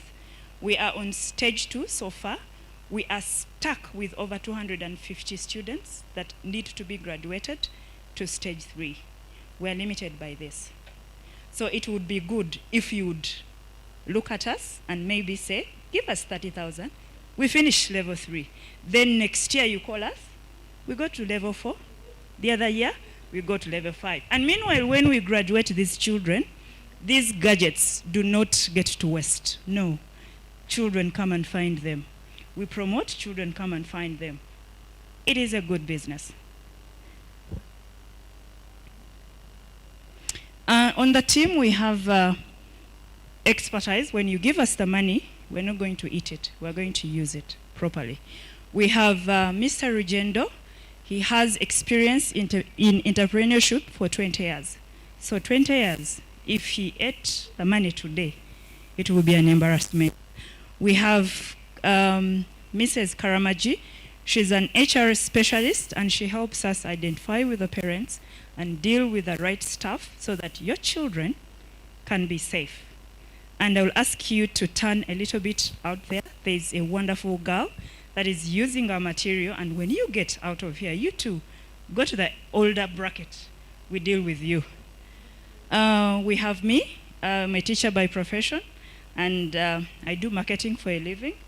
That is why I'm speaking to you. I have over 10 years experience talking to people, asking for money, and make sure that money is put into use. And we have Ms. Nanyonjo, who is a scientist, an engineer, a STEM educator, and she is a STEM ambassador for Uganda. I will gladly say thank you as you see her show you that we have washing machines at home. Maybe we don't know the science, but because of time, we can have a little chat out there. Thank you very much. Thank you very much. I'll now invite the floor for questions.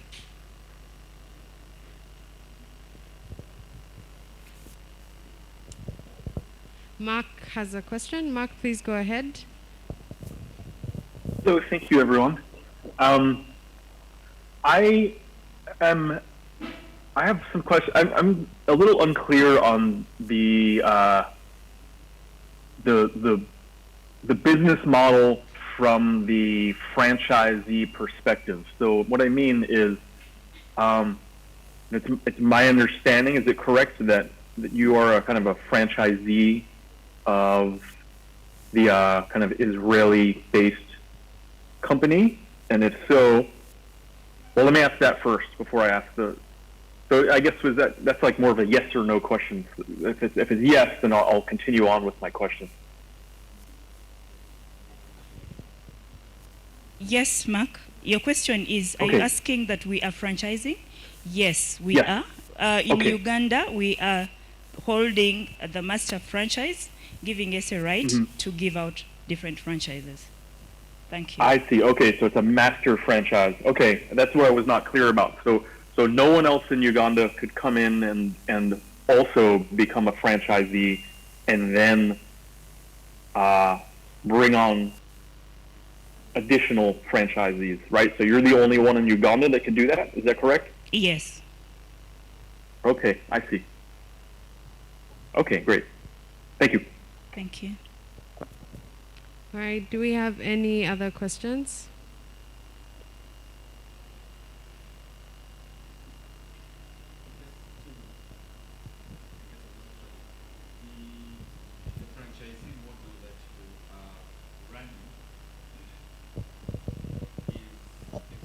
Is built on a methodology?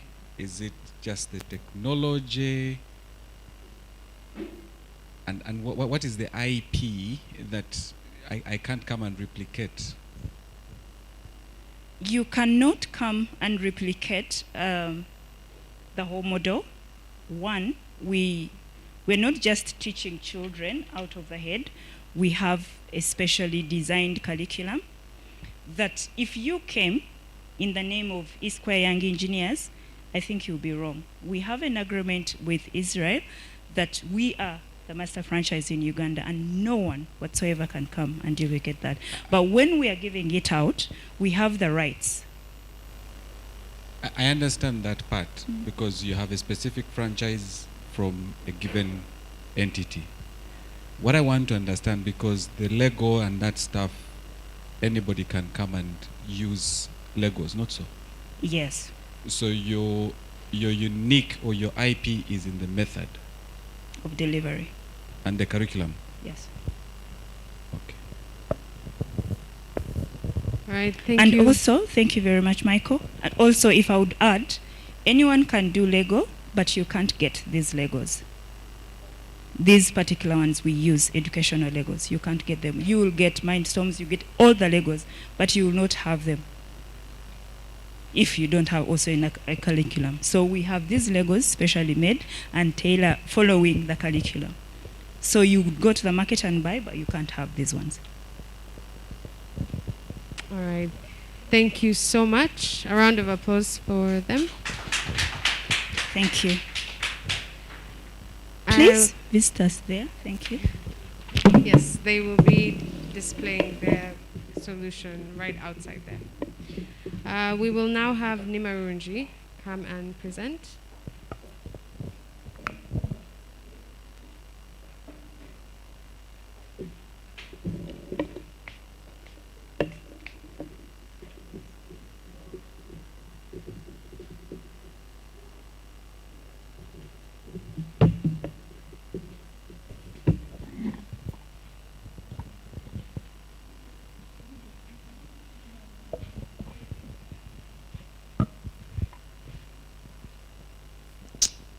Good afternoon, everyone. Atwine Sabrina, founder Nimaronji.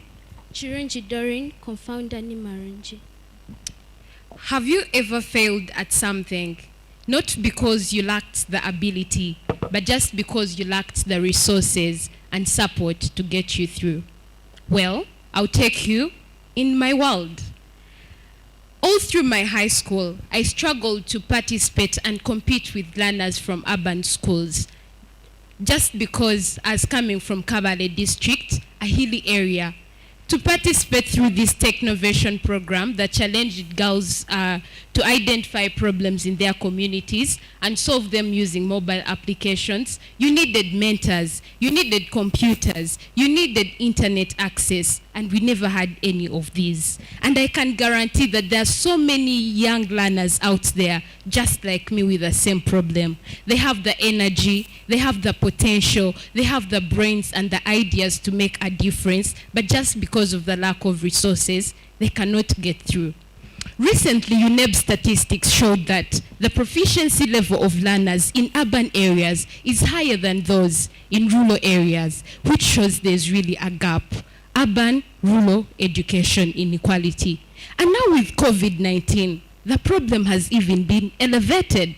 UBOS shows that the student participation in any learning activity has decreased by 56% to 54% in rural areas and increased by 63% to 73% in urban areas. Very sad.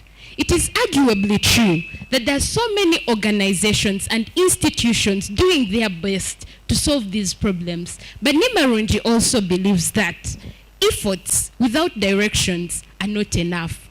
Wouldn't it be life-changing if there was a system that guides these education stakeholders as they make policies and decisions to affect these learners? Wouldn't it be cool if they had evidence they base on?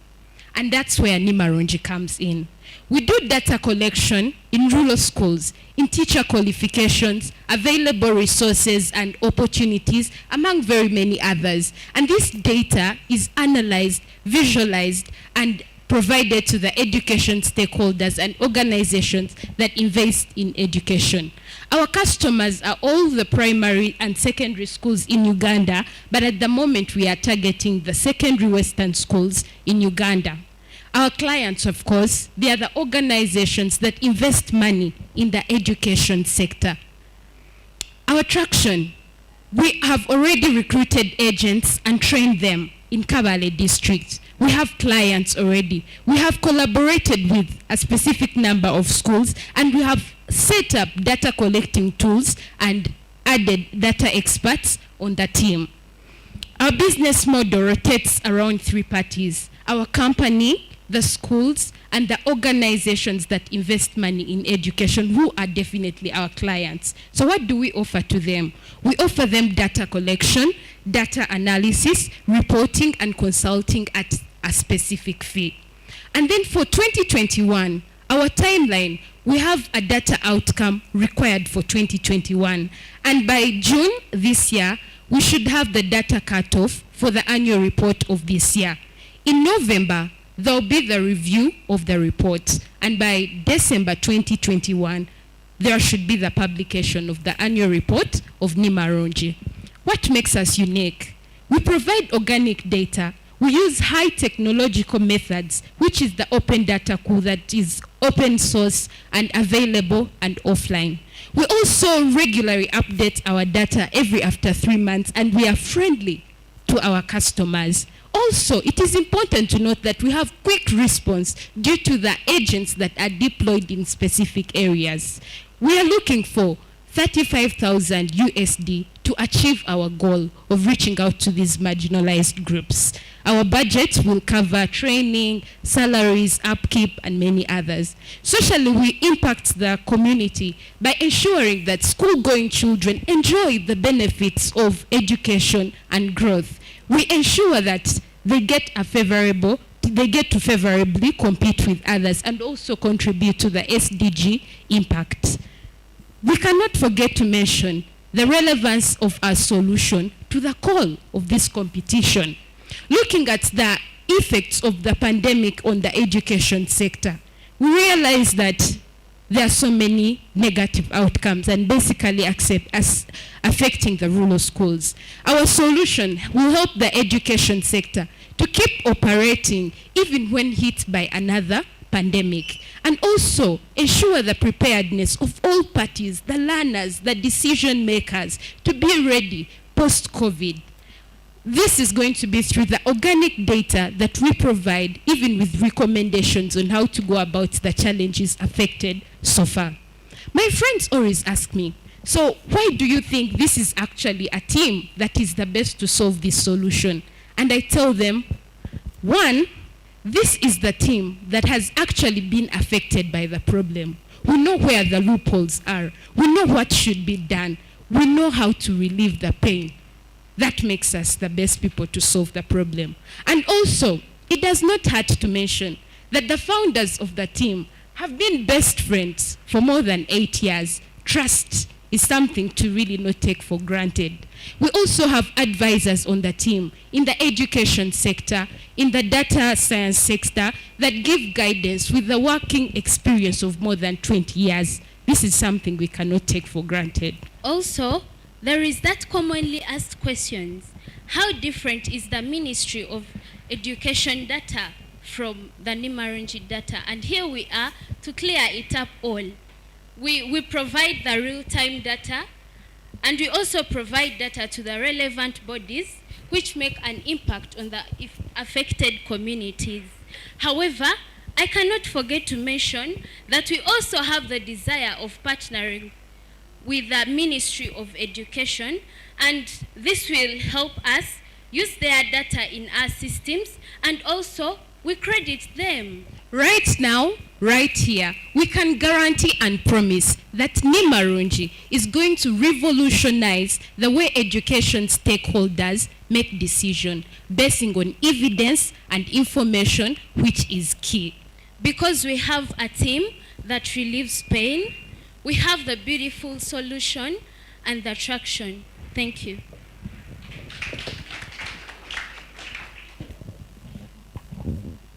Yes, thank you so much, Nimarunji. Let's have some questions from the judges.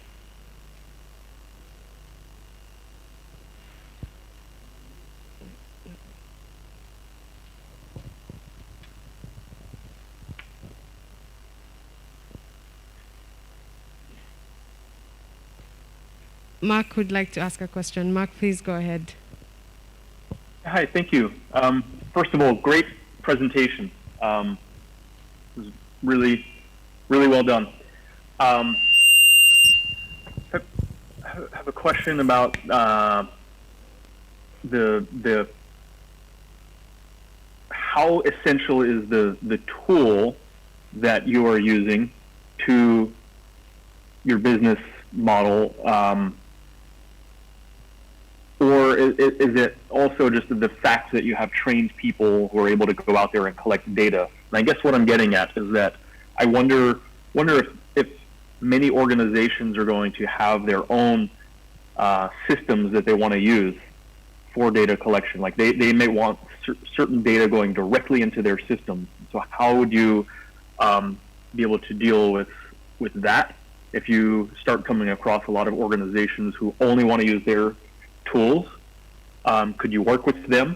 And I guess, have you done the research and have you met with a lot of these potential customers to learn some of these things from them about, whether or not your platform would be a good tool to use, acceptable, or if they need to use their own platforms?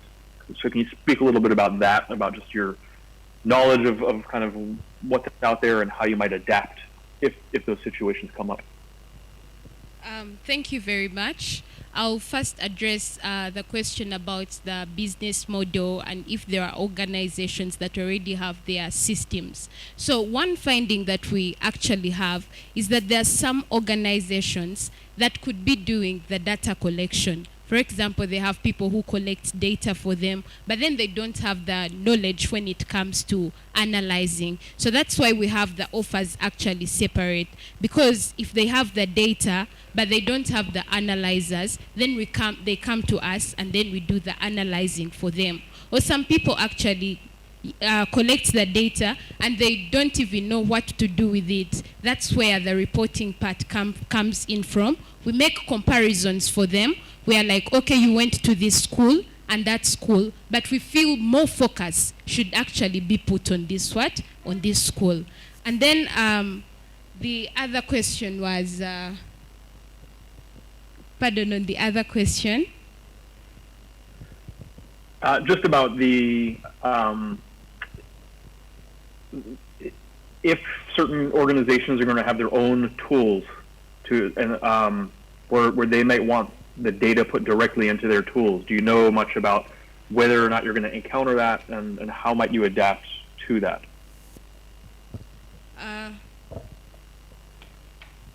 Thank you so much. About that, how to use the ODK Collect and how to train them is that we do recruit agents from different areas, and those agents go under training.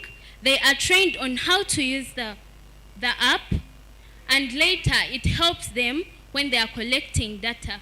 Thank you. Yes. So in case a certain organization actually has their own tool, their own data collecting tool, they can come to us and we offer them the agents that we have recruited and deployed in several locations. Thank you. That's all the time we had for questions. For the remaining questions, please write them down and we will collect them at the end of the demo day. Thank you very much, Nimarunji.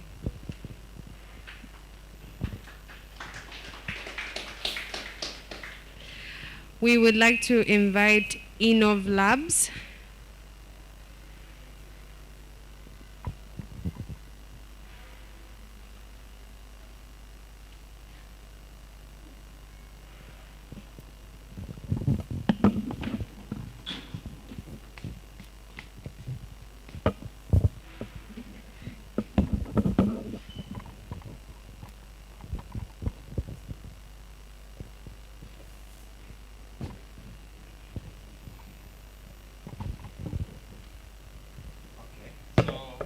We are Team Innov Labs, and before we begin, let me introduce the team.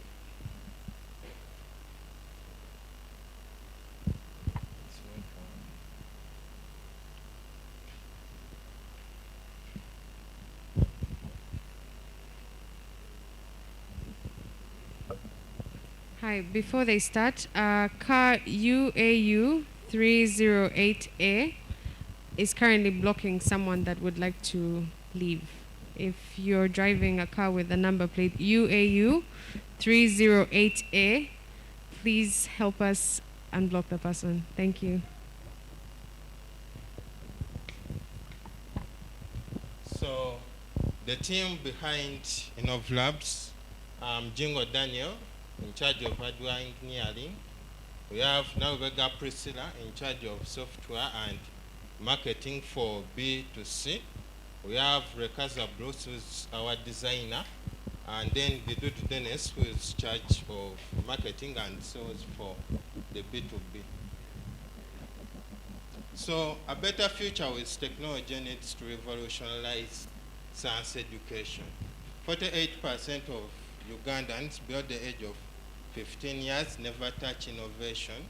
Labs at schools are poorly equipped and teachers lack the necessary tech skills. By tech skills, I mean hardware skills and the software skills. So how can we change this? Instead of focusing on only low-level skilled job creation, we need to build our own technology. And that's why Innov Labs is revolutionizing tech education in Africa. Parents want great education for their children, but their only option is to send them to a conventional school. And we say that Innov Labs kits are an alternative. So our kits are designed to unleash a child's science creativity in 3 steps. A child will learn a skill, and then they will go on to develop sample projects that come in our kit. And after, they will do creative exercises where they will build their own gadgets, like torches, robots, using the materials that come with our kits. And if they are interested in selling these kits, we are setting up a program where we can help them like commercialize their products by beginning from 5 units. So how do we make money? We make money by selling science kits, and also we make money through doing consultancy. Take classes like designing curriculums for robotics, and also basically doing the teaching. So a detailed description of our business model, I've provided the links. And then, So our total addressable market for B2C. Our customers are the parents with a middle class living in Wakiso, Mukono, and Kampala. And our users are the children between the ages of 8 to 15 years. So the market size is 3.4 million Ugandans. Oh, sorry. The market size is 3.4 million Ugandans who earn $270 per month. Our market share is 0.2%, and that's 6,800 people. So our revenue size will be is approximately 300,000, $569, and our target revenue is projected to be 200,000 approximately. So on our B2B market, our customers are the secondary schools that are registered in Wakiso, Kampala, and Mukono. Our users are the physics teachers and the STEM educators. Our market size is 3,220 registered secondary schools in Uganda, and we have a market share of 1%. That is 33 registered schools, and that's by the end of 2022. So we could have a competition, but we have a big edge over them because of our do-it-yourself kit. This kit allows the students to produce their own projects, like they invokes the creativity in them. They can come up with anything they think about after the lessons we have had with them. We also have a very strong team that is devoted to developing these products that they really love. So our ask is $43,243, and this will cater for our production costs and marketing, and we are sure shall be profitable by October 22, according to our detailed financial projection that you will find in the link. So by the end of this year, 2021, we shall have produced 400 kits and sold by that time, and we shall have introduced a new robotic seat to the market. Our projected revenue by the end of this year is $9,600. So the progress we have made since December, we have done 2 versions of the first electronics kit. We have a low-cost version, which costs 60,000 Ugandan shillings, and a high-cost version, which costs 150 Ugandan shillings.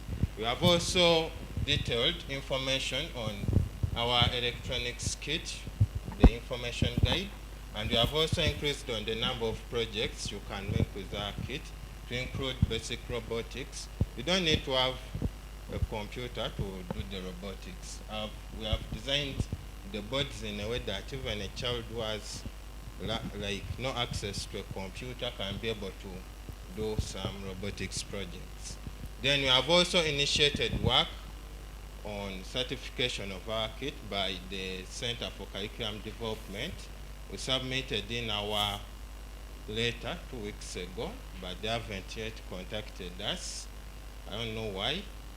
So we have also initiated a digital plan, and basically we have also restudied our potential customers.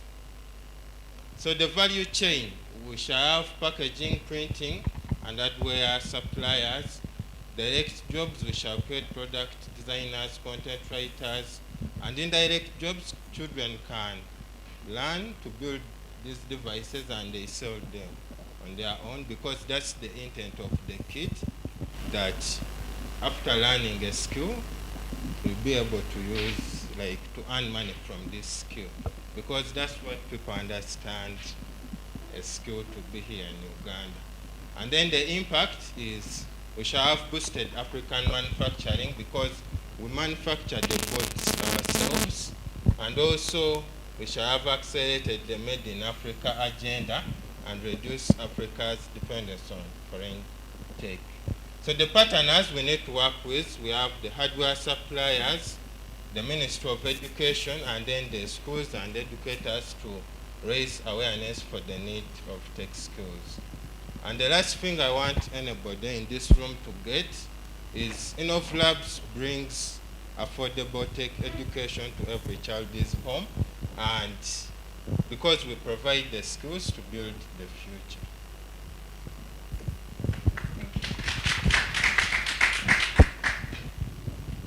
Thank you very much, InnovLabs. Let's have questions from the judges. Remember, 3 minutes. Help me understand because you say the kids are able to build stuff at school and then make money. Yeah, I want my child to make money. How do they make money? So the way we have designed the kit is that the kit is like a portable lab. You experiment with different, you see the arrangements I've put in. Yeah, you experiment with the different arrangements to come up with different gadgets. And if there is a gadget that you feel like this will make money, we pass you through our Makers program. And the aim of the Makers program is to ensure that kids can produce a minimum of 5 devices at a low cost, because you can't sell the equipment in the kit. You can't sell it because it will be high cost. You will find that your gadget will get around 100,000 shillings. So what we have done, that if you have a specific device or project you have made using our kit, you can contact us, and then we can make for you a low-cost version, which you can sell to a family member, a relative. Even for schools, it's like a science club can be like, okay, let's sell these devices to parents, and they can order like 20 of a low-cost version, like 20,000, and maybe they say it at 30 or 40. Yeah. Thank you. One more question from the judges.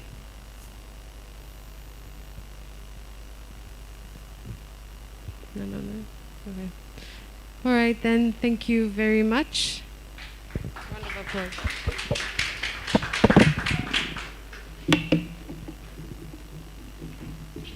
All right, now I would like to invite ThinkPlay to come and present.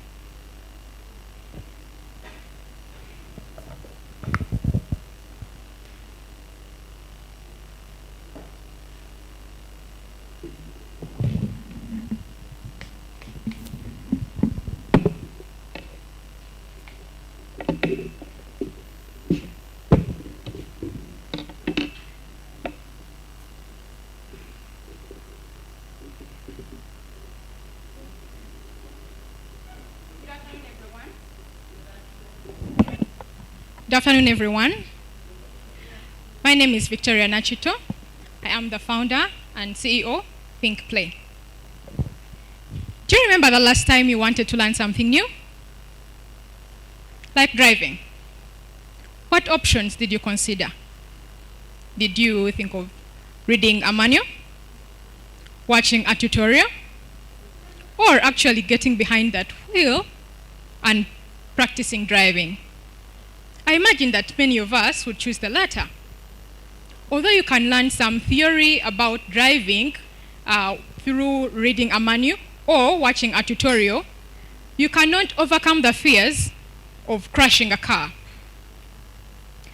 Our approach to education in schools is where students read textbooks and listen to teachers as they deliver their content.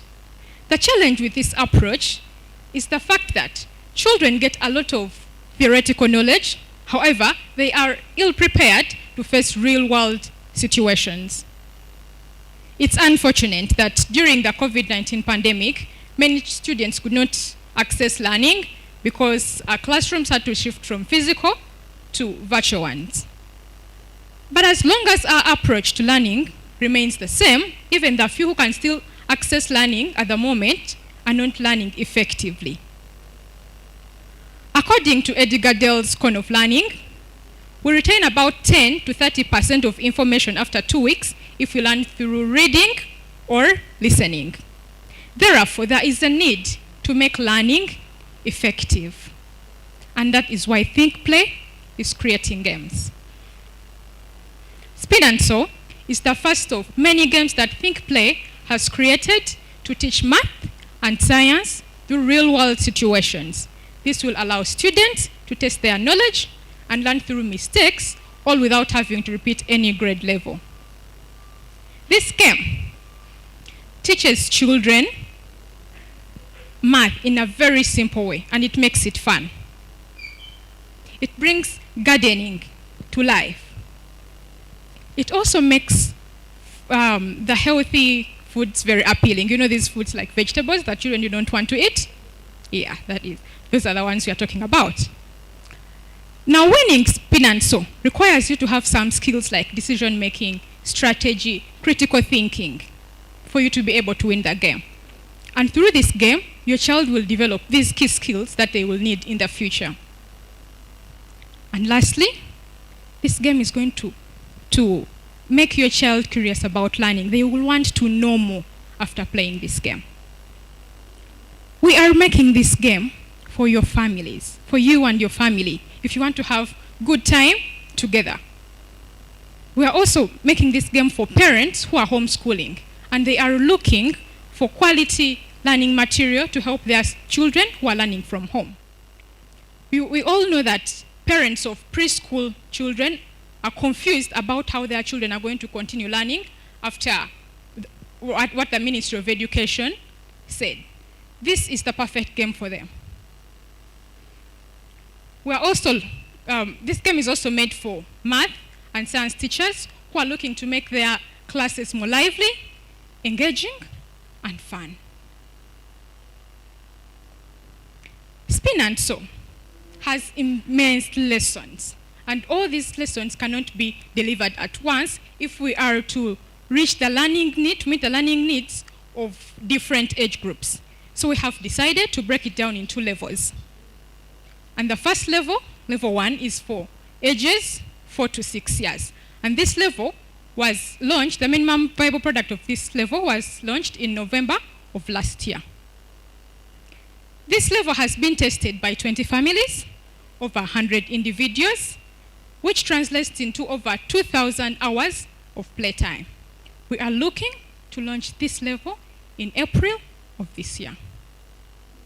What is giving us an edge over all the other solutions you have already seen and others out there is the fact that this game falls under a couple of categories. If you're looking for a family game, a children's game, an educational game, a gardening game, it is the game to go. It costs us less to produce. Every 20 minutes of playtime improves your child's knowledge in gardening, that is specifically science, and math by about 20%. We encourage families to spend time together. We are not affected by internet shutdown. Everyone who is dealing with apps and stuff like that, we all know what this has done to our businesses. It is very convenient because you can play this game at any time. Your child does not need supervision and they do not need a teacher. And lastly, we protect your children from exposure to harmful online content and unhealthy screen time that comes with online learning.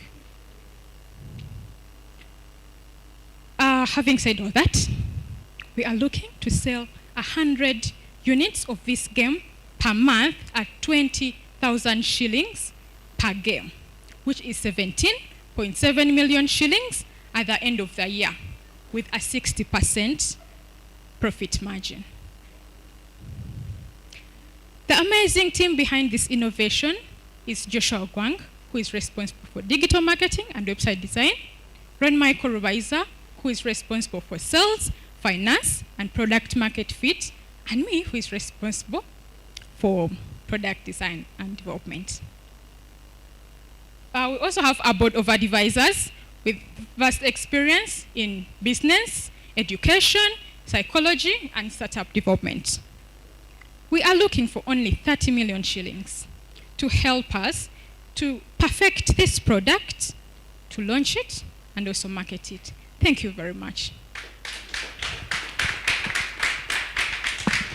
Thank you very much. We're going to limit it to only one question from the judges. So let's have one question come in. All right. Is the solution up and running? I would need to get on board as your customer.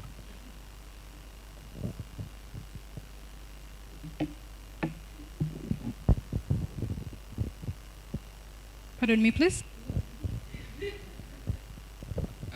Is it up and running? Can I download it on the App Store now, or where is it in the development cycle? Spin and Sew is a board game. It is a physical product. At this point, we have a minimum viable product of Spin and Sew level 1. If you are interested in playing our MVP, I would gladly get in touch with you after the presentation. Thank you. Thank you so much. All right, we're going to move over to the next team, so please give her a round of applause.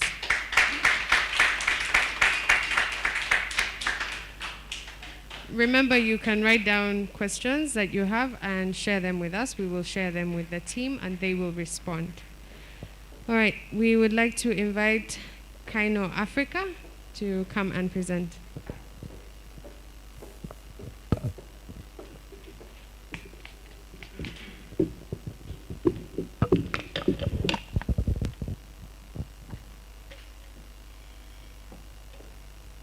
Hello everyone. Linda Kimeras is my name. I'm a co-founder and the Chief Curriculum Development Officer at Kaino Africa.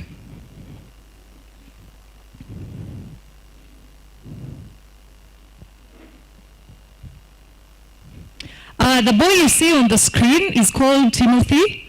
Timothy is a son to my border guy. So this man saw how the children as homeschooling could read and write at a very tender age, and he was so intrigued, and desperately he asked me to take on his son. Now, on meeting Timothy, even after being in school for 3 years, he was as good as a child that had never been to school. After 1 month of enrolling, Timothy could not only read and write well, but he's aspiring to be an astronaut because he found his new love for science. Now, just like Timothy, we see very many children who are in school, but they are not learning. When we check the UESO report, we see that about 80% of primary school going children can't do basic mathematics, and 60% cannot read English basic sentences. 7 million children, according to the UBOS report, fail to transition to secondary school, meaning only 10% progress to university. Now, according to Kaino, we trace all these learning problems to lack of early mental stimulation, and that is the problem we are here to solve. Right now, because of COVID, we are all aware that nursery schools are as good as written off, at least as per the Minister of Education. So we have about 1 million parents that are stranded with their nursery school going children at home because of COVID.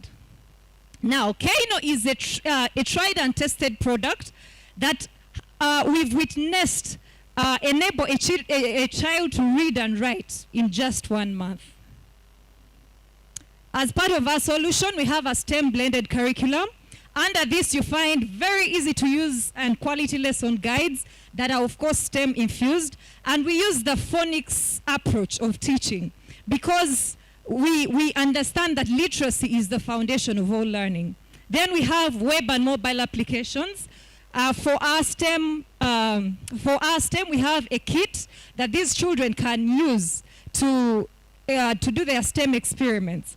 And then we have workbooks for these children to do their graphomotor skills. We understand the knowledge gap among very many teachers and now parents who are new at this. And we have curated teacher training tutorials and online workshops to cut down the risk of contracting COVID-19. And then the report that I used, the UASO report, is of 2015. That shows you how much of a big data gap we have in early learning. So we have partnered with Save the Children, and we are using their IDELA tool to collect as much data as we can. As I speak now, we have developed and launched our web application, and that is the URL in case you want to check it out. These are some of the learning areas. There are 5 in number. By the time we launched our product at the Ministry of ICT, that was on the 24th of September last year, we were at 30% of our content development. As I speak right now, we are at 90%, and this content runs a child through 3 years of their nursery school education. We are going after a market that is that big. We are looking at Africa, and we are considering nursery, primary, and secondary schools that is valued at about 20 billion.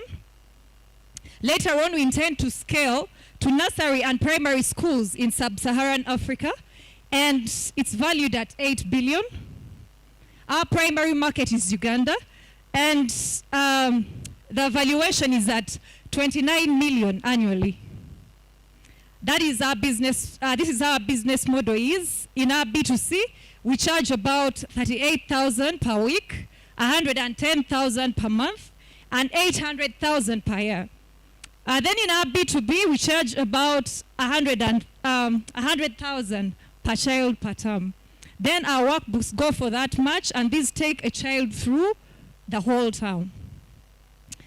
This is the traction we've managed to get. In our B2C, we have about 156. Of course, that is when we submitted. Because of the minister's announcement, we're getting more numbers. Wow.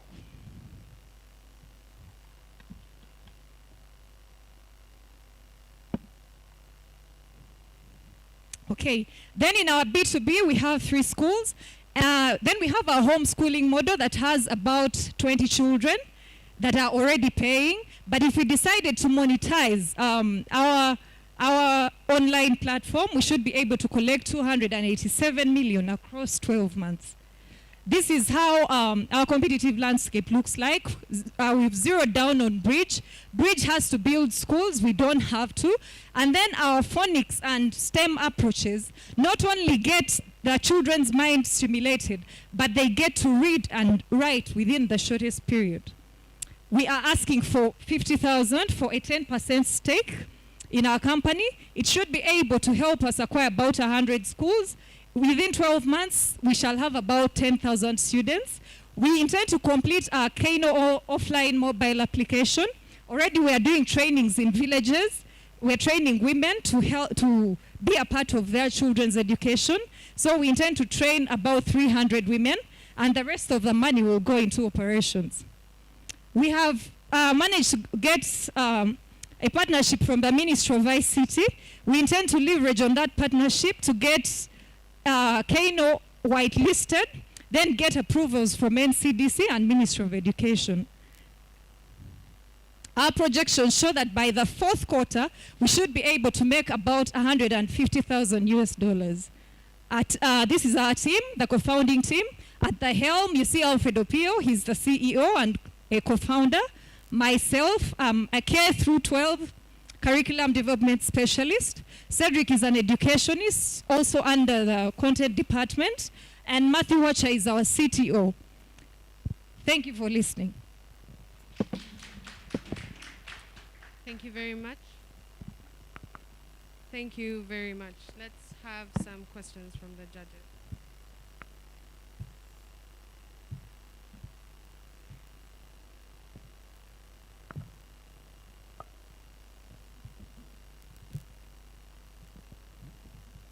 so much. I'd be interested in some of those workbooks. My only question is around the valuation. It's very ambitious.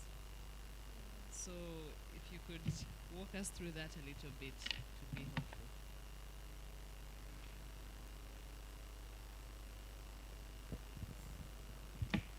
helpful. Like I mentioned, in our term, the total addressable market, we are looking at nursery, primary, and secondary schools in Africa.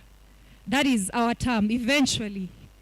I know some companies never get to hit it, but there is no crime being ambitious. Yeah, and then, of course, the reasonable market is sub-Saharan Africa, because as I speak right now, there are very many countries that are yearning for our product. For example, we're getting calls from East African countries that really want, and it just shows me that any country in sub-Saharan Africa needs this product. And then, of course, the $29 million US, that is addressing the valuation for the nursery schools. We have about 850,000 as per UBOS, school-going nursery children. So that is how we came about the market opportunity. And you can notice that it's annually. It's an annual evaluation.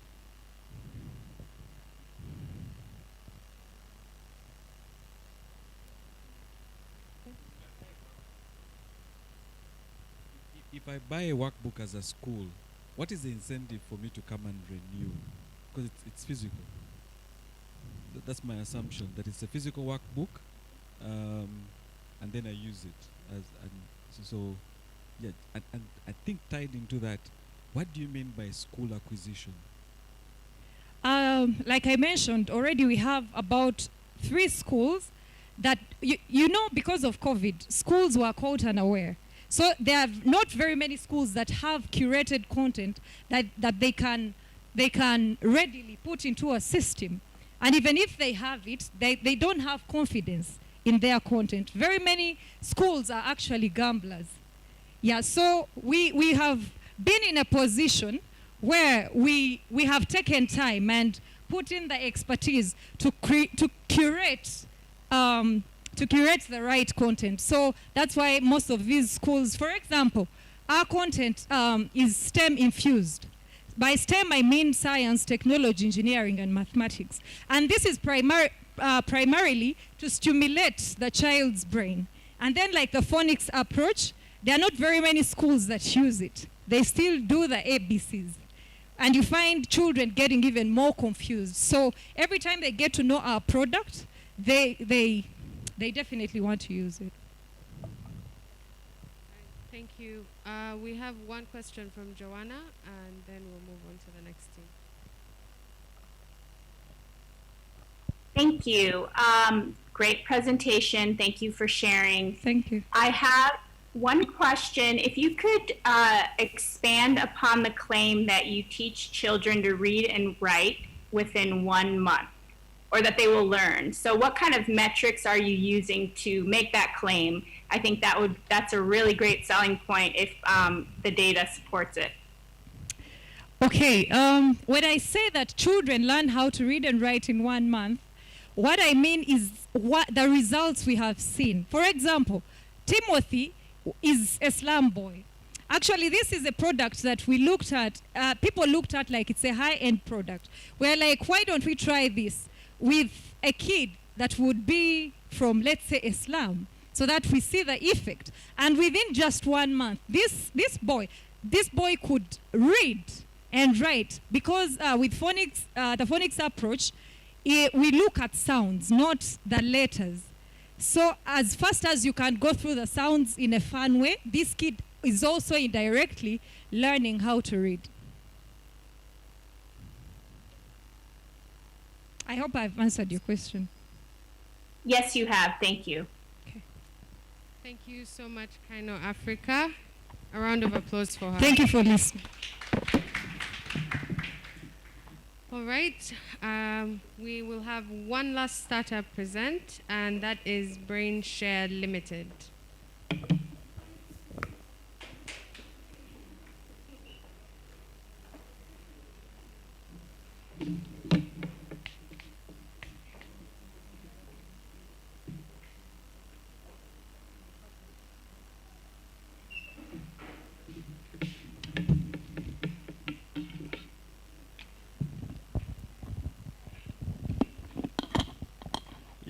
Hello, everyone.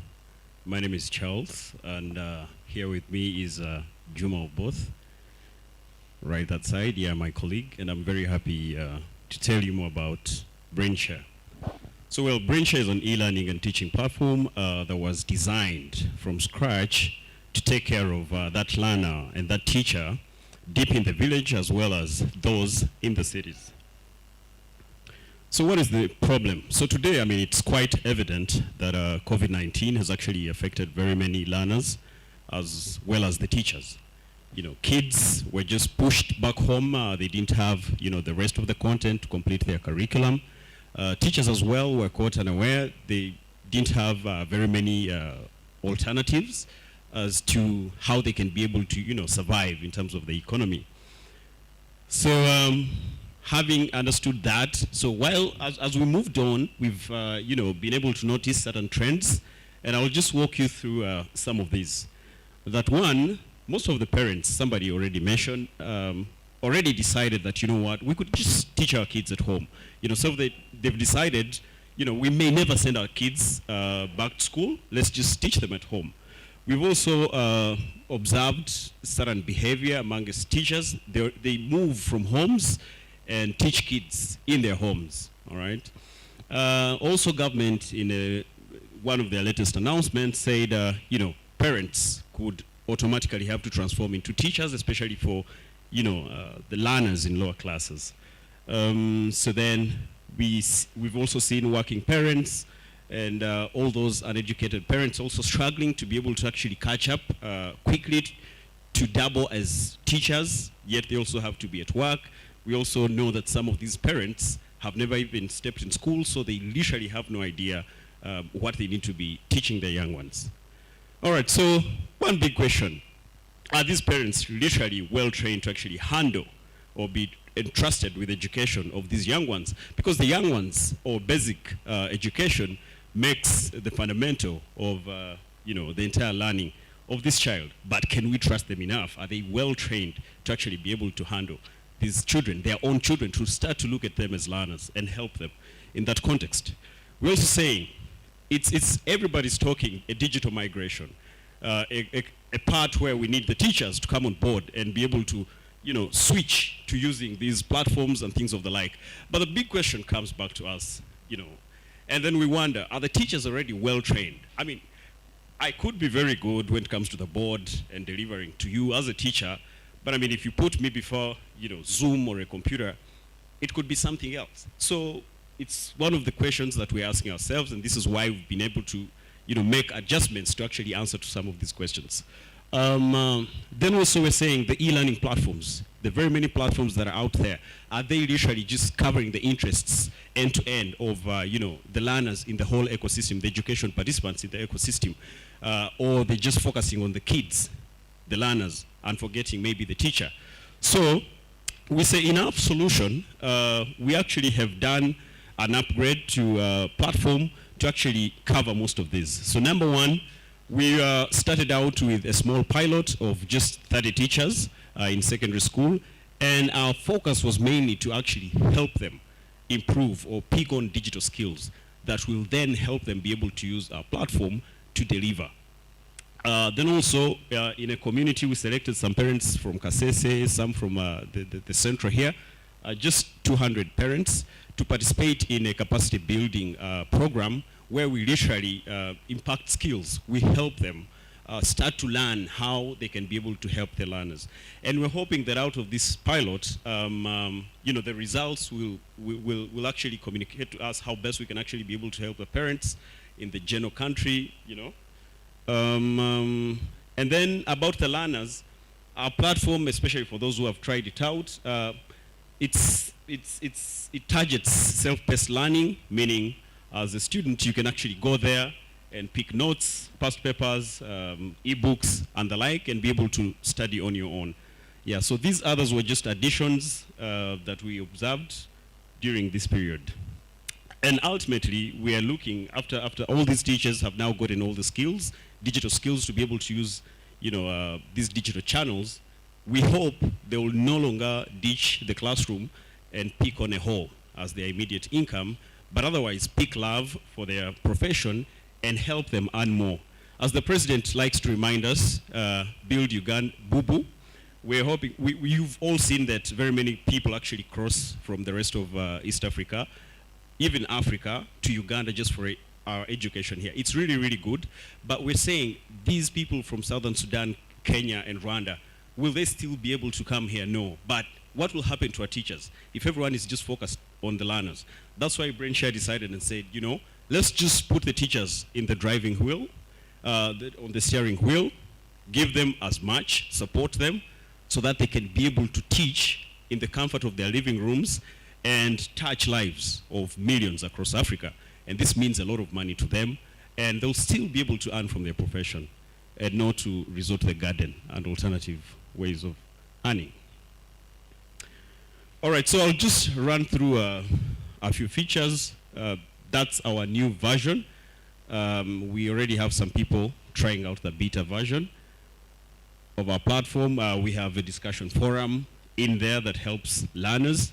But in a matter of summary, because I literally can't go through everything, so a learner in our new version has to create an account, then they browse all the different courses that are supported, and then they enroll and can start their learning. They'll find tasks in there that they can, you know, respond to and submit. Then they can get certified as well on the platform. On the side of the teacher or the instructor, they can create a course, they set a price, then, you know, the course will get published by an administrator, and then they start earning money. They can always withdraw their funds at will. So all this is done remotely, and yeah, it's a win-win for everyone. On the other side, especially for the NGOs that we're supporting in deep in the rural areas, we have video lessons. So literally we just take a recording of a teacher delivering, and we hope we'll slowly by slowly start moving towards the other ways of delivering, but this is still our primary one.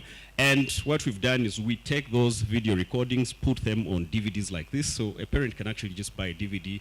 Or what we're doing in the settlements, especially refugee settlements, we get a projector for them, and then they have a series of these DVDs that they can keep playing them and learning. Our business model is strictly subscription based, and for the other side, we also sell the DVDs. In our future, we're hoping that we're just in final stages to get BrainShare 0 rated so that the computer labs in schools can actually access our platform for free. And what else? Yeah, we intend to also offer our data to government to see how their citizens are performing. Thank you very much for your time. Thank you, BrainShare. We will now take 2 questions from the judges.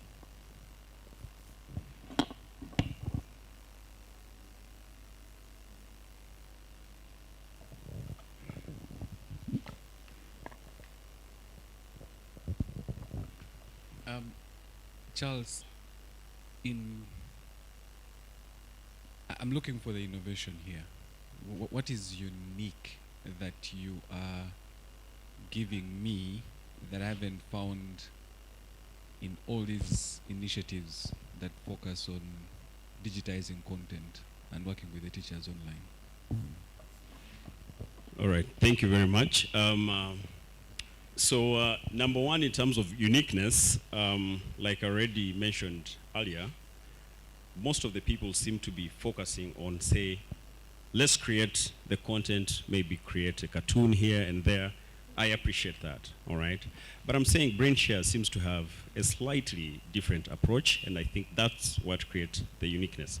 We're saying, all right, Mr. Julius, you've been very good, you understand the context of learning better than me, who's just a tech guy, you understand?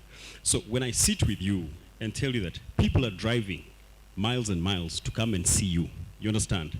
So to me, I'll literally just help you, okay?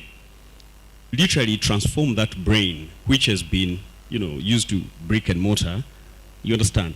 And we believe the innovation will be in how best we can help get a total replica of your brain and put it into a digital format and still enable you, support you be able to continuously deliver on your work the same way you've been doing it in class. Because the discrepancy here is in class you're really, really good.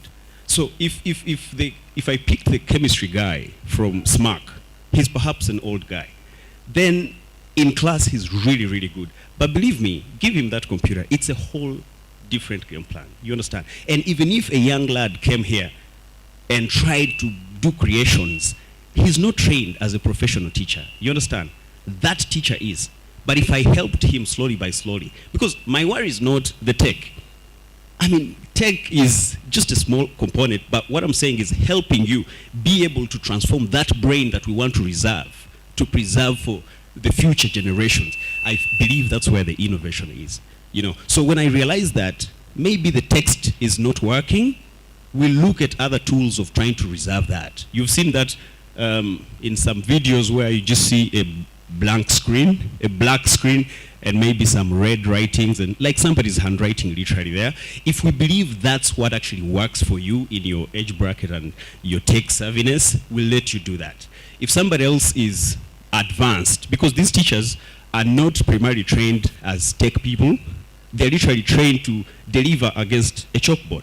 So we're saying, regardless of your level of technology, we'll work with you through this journey slowly by slowly. But we want to reserve your brain so my son, my daughter, can be able to learn from the best on the market.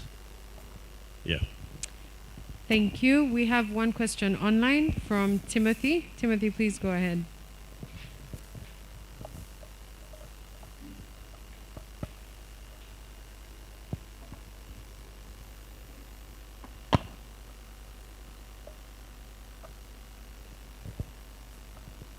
Timothy, your mic is muted.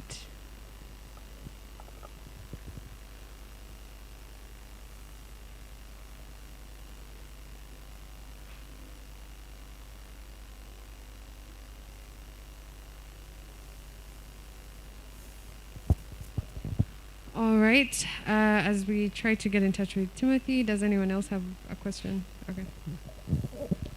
Thanks, Charles, for the presentation. I think I missed out something as far as your business model is concerned. Could you spend 30 seconds, okay, try to expand on that? All right, in terms of business model, so we share revenue. It's subscription based, meaning if you're a very good teacher and I've actually helped you be able to transform your brain and present it in a digital way, very many kids are going to be craving for you because you've authored many books. And if I tell you I have Professor so-and-so, Mr. so-and-so on the platform, all right? Many people, it's a pull factor enough to get me numbers in. I don't have to advertise a lot. I just have to ride on your success. So once you're in, and then I sit with you and say, you know what, price it this way. You understand? So maybe 10,000 or 15, because it will be varied.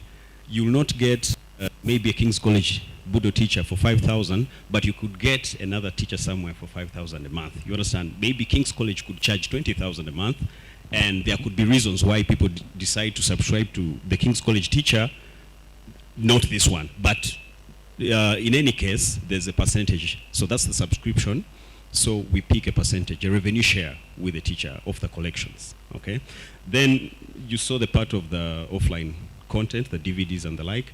Those are done on it's customized. Literally an NGO comes and says, no, for us we are serving this kind of learners, so we get teachers to participate in that particular program, and then we bill one time. But our other model, continuous model, is the other subscription where you literally subscribe to this teacher, but we share the revenue, because that is more promising for the future. Yeah. All right, thank you, BrainShare. A round of applause for BrainShare.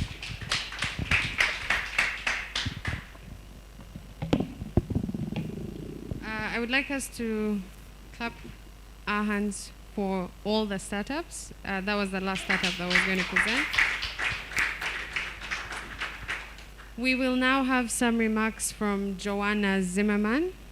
From Mark, the creative design lead from Arizona State University. Thank you so much. Thank you from Arizona State University on behalf of everyone here on my team within the university. it's really a globally recognized fact that Uganda is the world's most entrepreneurial nation. And so in this room today, as was evidenced by all of the great presentations, it's clear that some of the most promising entrepreneurs in Uganda were here today, and we got to hear from them. And so I'm very honored and humbled to be here in your presence and to be able to hear from all of you and you know, being some of the most entrepreneurial people in the world about your ideas for improving the educational landscape in Uganda. So thank you for letting me be a part of this. What many of you are doing in thinking about your businesses and some of your goals of what you're trying to achieve, it's a lot of what ASU is thinking about as well. And so there's a lot of alignment here. I relate to a lot of what you're trying to do. You know, as I believe we mentioned last time, I'll just reiterate it again, that ASU's mission is really based on access to education, and we measure our success based on how many people we can enable to access higher education. We measure ourselves based on their level of success. We strive for maximum access for students and maximum success for everyone that we engage.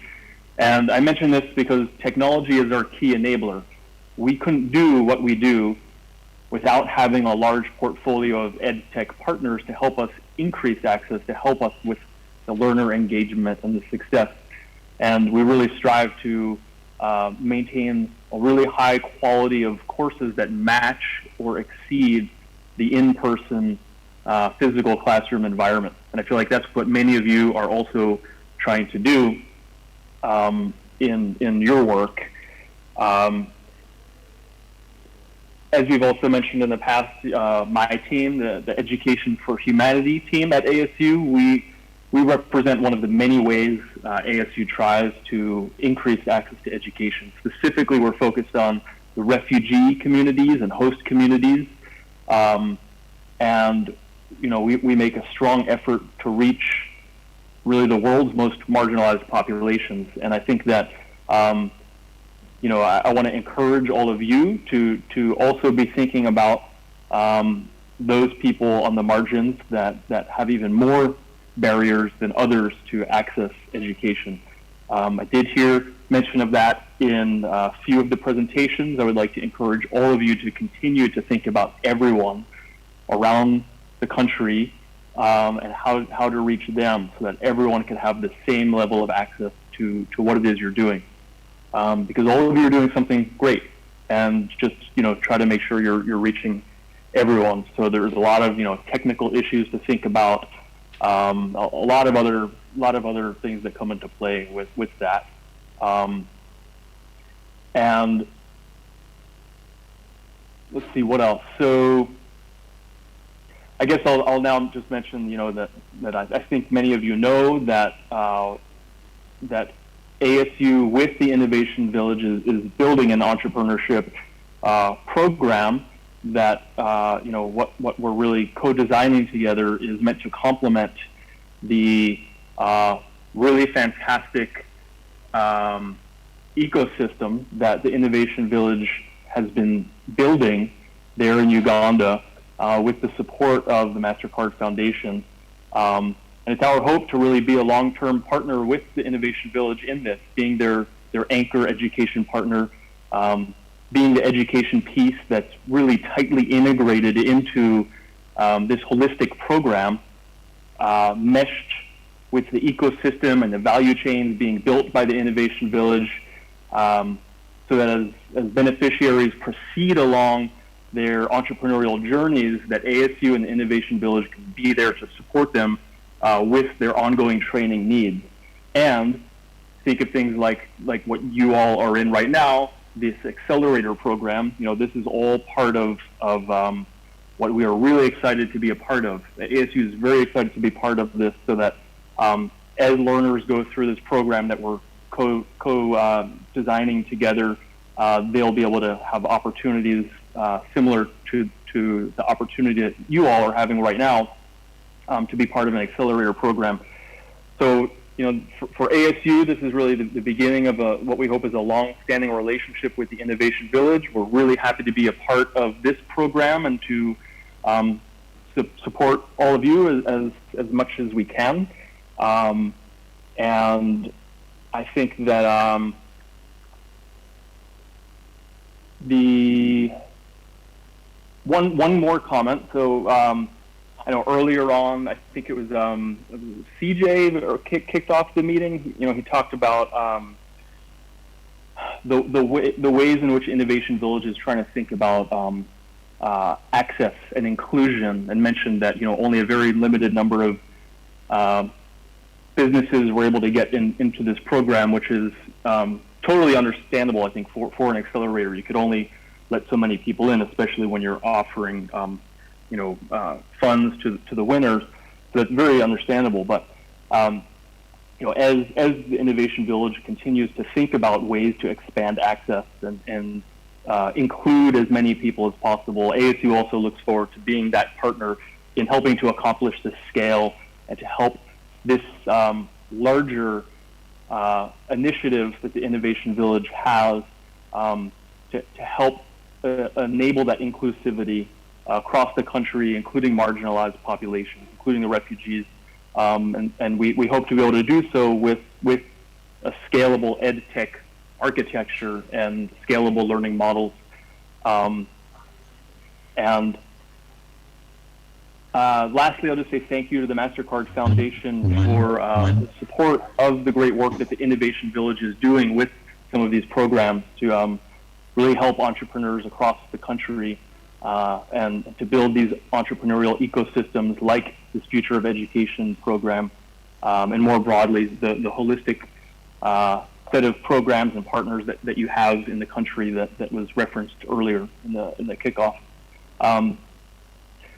So again, on behalf of the ASU, thank you very much.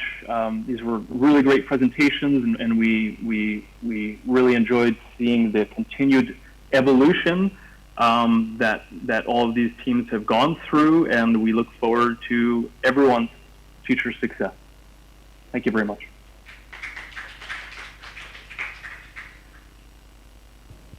Thank you very much, Mark. We're going to just have the judges give the startups one piece of advice in 30 seconds each.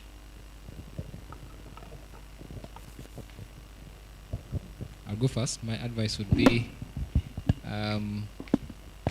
understand what problem you're solving and stick to that. All the success will come when you have nailed the way you solve the problem that you've identified.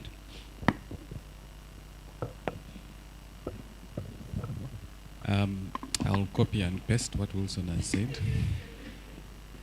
But on a serious note, I think it's very important for you to know what you're solving, but also relate it to what the challenge is all about.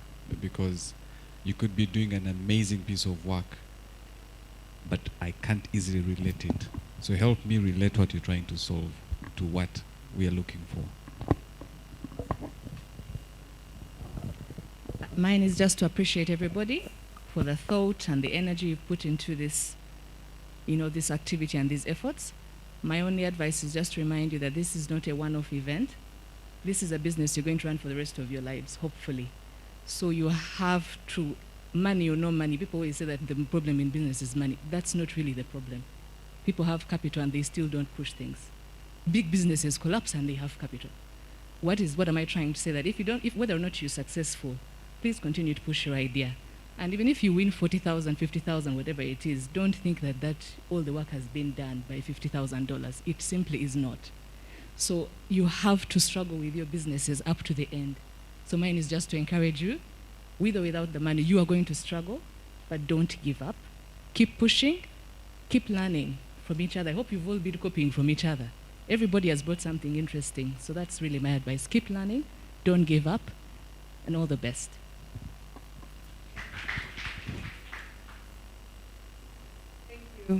we will have a piece of advice shared by Timothy online.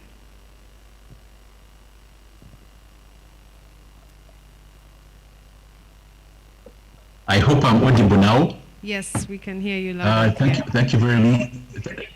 Thank you very much to the startups. Very brilliant ideas that you have come up with, and in the spirit of copying and pasting, I'd also like to remind you of the market you are looking at, the Ugandan market. Please think about it as you mold or come up with ideas. And also let us also be mindful of what exactly we are solving, and let it be a problem that we can solve and that's real. Thank you very much. Please go ahead and innovate irrespective of what happens after this evening. Thank you very much. Thank you, Timothy. Let's have one word from Joanna. Thank you. I will echo what all the other expert panelists have already said. I would also add that in addition to thinking about the impact of your programs or products, so, in addition to thinking about the numbers that you're reaching, how are you measuring the effectiveness of your programming or products? So you have to be collecting qualitative and quantitative data in order to tell the story more convincingly about what you're doing and whether it works or not. A lot of the presentations today, I think, had a really good understanding of the problem and, the market share and channels for communicating, about their product, but I didn't see so many that talked about how they knew what they were doing was effective. So I would encourage you to include that as well. Thank you so much for letting me share this time with you. Thank you so much, Joanna. And I just want to thank everyone that's online. Thank you so much for participating, for sharing your comments and your questions. These have been taken note of, and we will answer them as soon as possible. I want to thank everyone who has come here and stayed for as long as you have. We appreciate you taking the time out to be with us on Friday in the afternoon, especially. The judges have been scoring the teams as they've been presenting. We now need to sit down and actually go through the scores to know who the top 3 are. But we know that you've been here for a while, so there are snacks outside that you can go and indulge on. And then after about 10 minutes, please come back inside and we'll have closing remarks from our team lead. Yeah, thank you.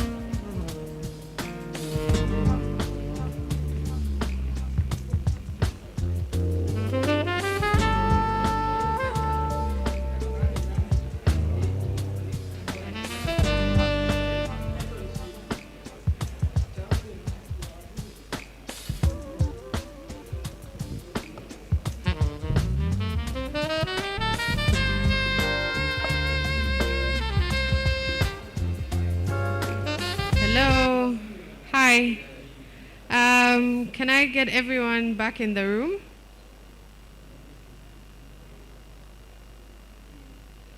I hope you've enjoyed your evening tea and snack. And for those online, I hope you were able to get something. Sorry we couldn't send you something, maybe next time.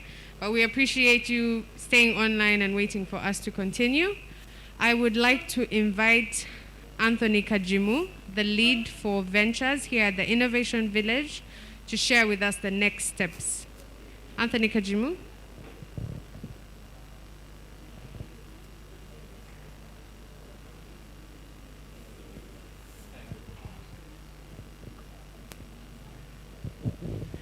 Thank you very much, Amanda.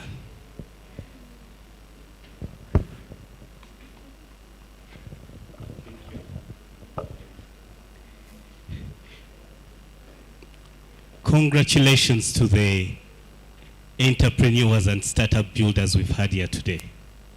I was seated at the back and, well, it's a boost of belief.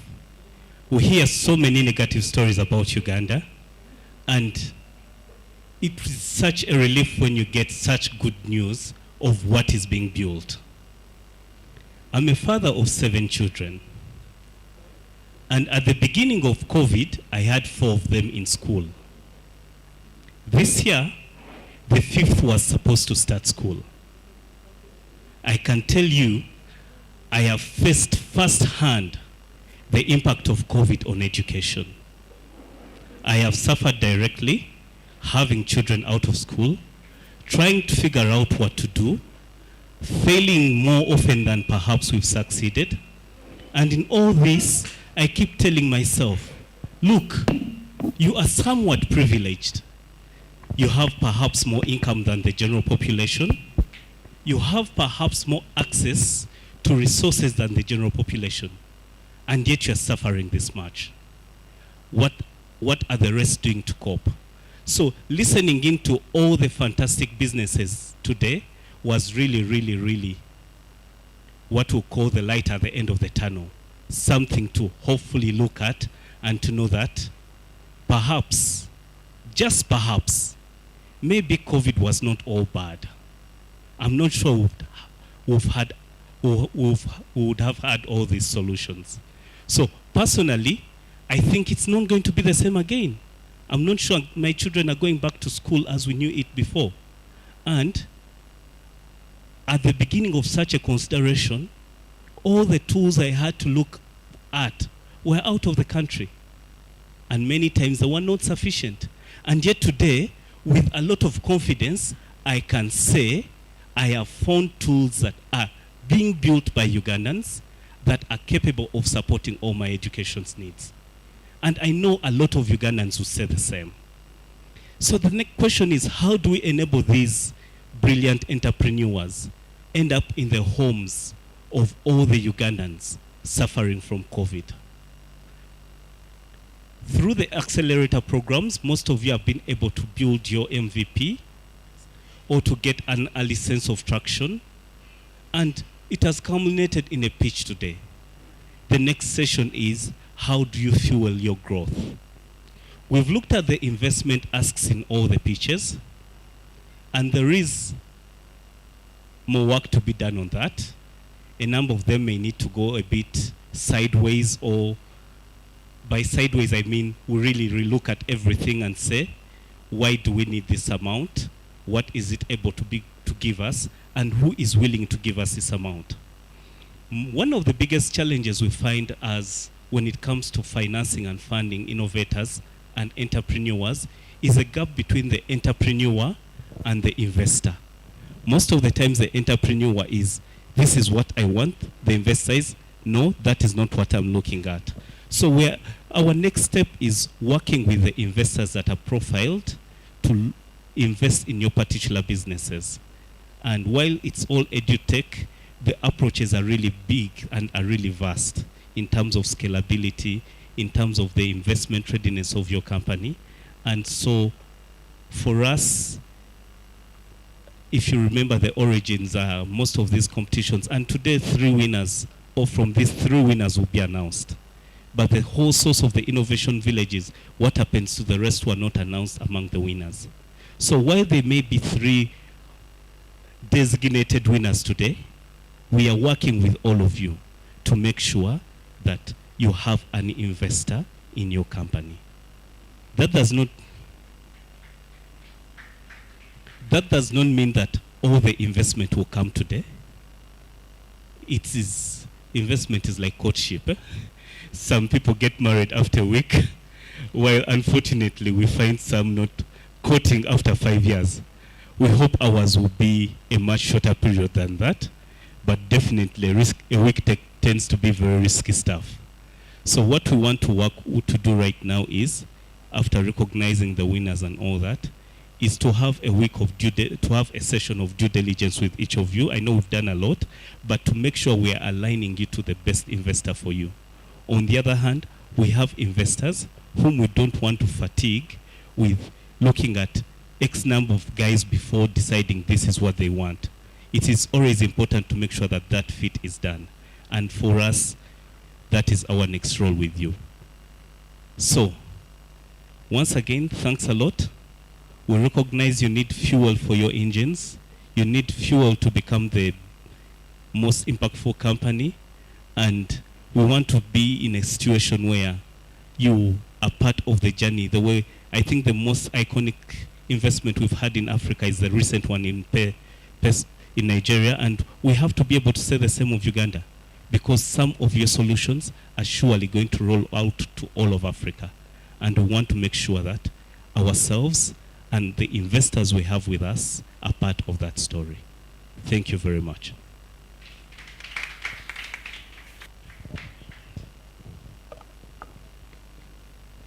Thank you, Anthony. All right, we are still getting the scores from the judges. We currently have 4 out of 6. So we will announce who the top 3 are. If we're not able to do that by the end of this wonderful event, we will share this with you on our website and find a way to reach out to you. But for now, I would like to invite Sike, our team lead, to come and give some remarks as we wrap this up. Yes, thank you very much.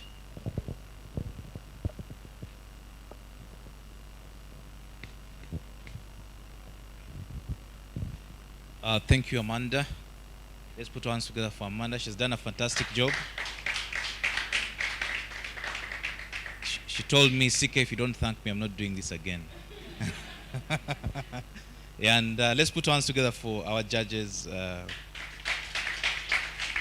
who have spent a whole afternoon here. Even those online, they could have been home, you know. But let's thank them too. And I also forgot to mention the mentors. We have a mentor here, and some of them have been online, who supported the startups, you know, throughout the process. They did an amazing job. And thank also the entrepreneurs who have shared their passion for the change they want to see. Let's appreciate them.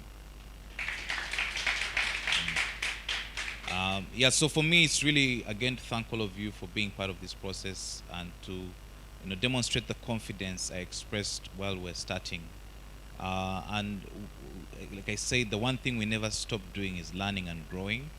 And I'll give you an example. Anthony, who was just here, has just joined the Innovation Village as our ventures lead. That's a new business unit that we have built. And the objective of that business unit is to power startup growth. We didn't have that last year.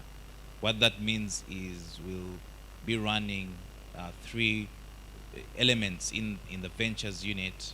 We do what we call startup growth, and in startup growth we do business foundations. We already have that announced out. We're going to run business foundations across the country. So it's easy to come and have a pitch, but do you have the foundations that you need to run a business?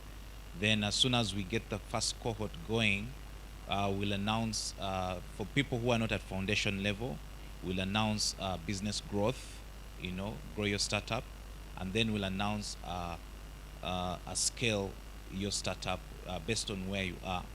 We've already done a lot of work to understand how do we assess where you are in a space of 5 to 10 minutes. And this is science, the science the president talks about, right? To announce where you, to discover where you are as your startup, which level you're at, and you cannot argue with the data. So if we know where you are, then we know what custom support that you need. So that's startup growth. The second and most important element that applies to the 10 people here, and why I'm saying most important, is that there's a lot of work to be done in investor readiness. How do you get ready to speak to an investor? How ready are you for an investor? I can promise that I speak to 3 to 5 investors every single week. There's a lot of money chasing startup, but there's a lot of startup chasing money, but the startup is not ready for the money. Right? So that's where we have that second element of investor readiness. So we have a big portfolio of investors now, angel investors, our own fund, other funds. I was telling you about the VC. I was speaking from Norway, who was setting up $100 million VC fund, and he was telling me we're looking for kick-ass entrepreneurs. I don't know what that means, but that's what he was saying. But are we ready to send up an entrepreneur who has pitched to meet that guy? Are you the kick-ass entrepreneur he's talking about? So that's what we're going to be doing with the 10, not just the 3, to make sure we can comfortably say, here is our portfolio of top 10 EdTech entrepreneurs that we've been able to work with in this first cohort. And we need to, again, beat this assumption of first prize, second prize, third prize, because that's not what makes you investor ready. So Anthony is leading a team that will be able to sit down to support that process, and then we'll do a lot of visibility for the entrepreneurs who we're guaranteed and we can stamp have gone through an investor readiness type process, and introduce them to all the investors that we have. The third element is just the studio, but we'll have a conversation about that next time. So thank you very much. I know it was a long process, but this is, these are the stories we'll tell when we have managed to get to where those guys are after 30 years. Ours will be like just 5 years. Thank you very much, our partners who have been part of this, and I wish you all the best, guys. We are all winners. Remember, there are 74 others. So let's just keep on keeping on, and let's be as entrepreneurs, like someone said, not me. Thank you. Thank you very much, CK. So thank you all for coming. We are still waiting for the judges' scores to come in. We thought we would be able to announce the top 3 today, but we are not able to, and our time is fast spent. But we will still be accountable to you and share who the top 3 are. Thank you very much for coming. Have a lovely weekend.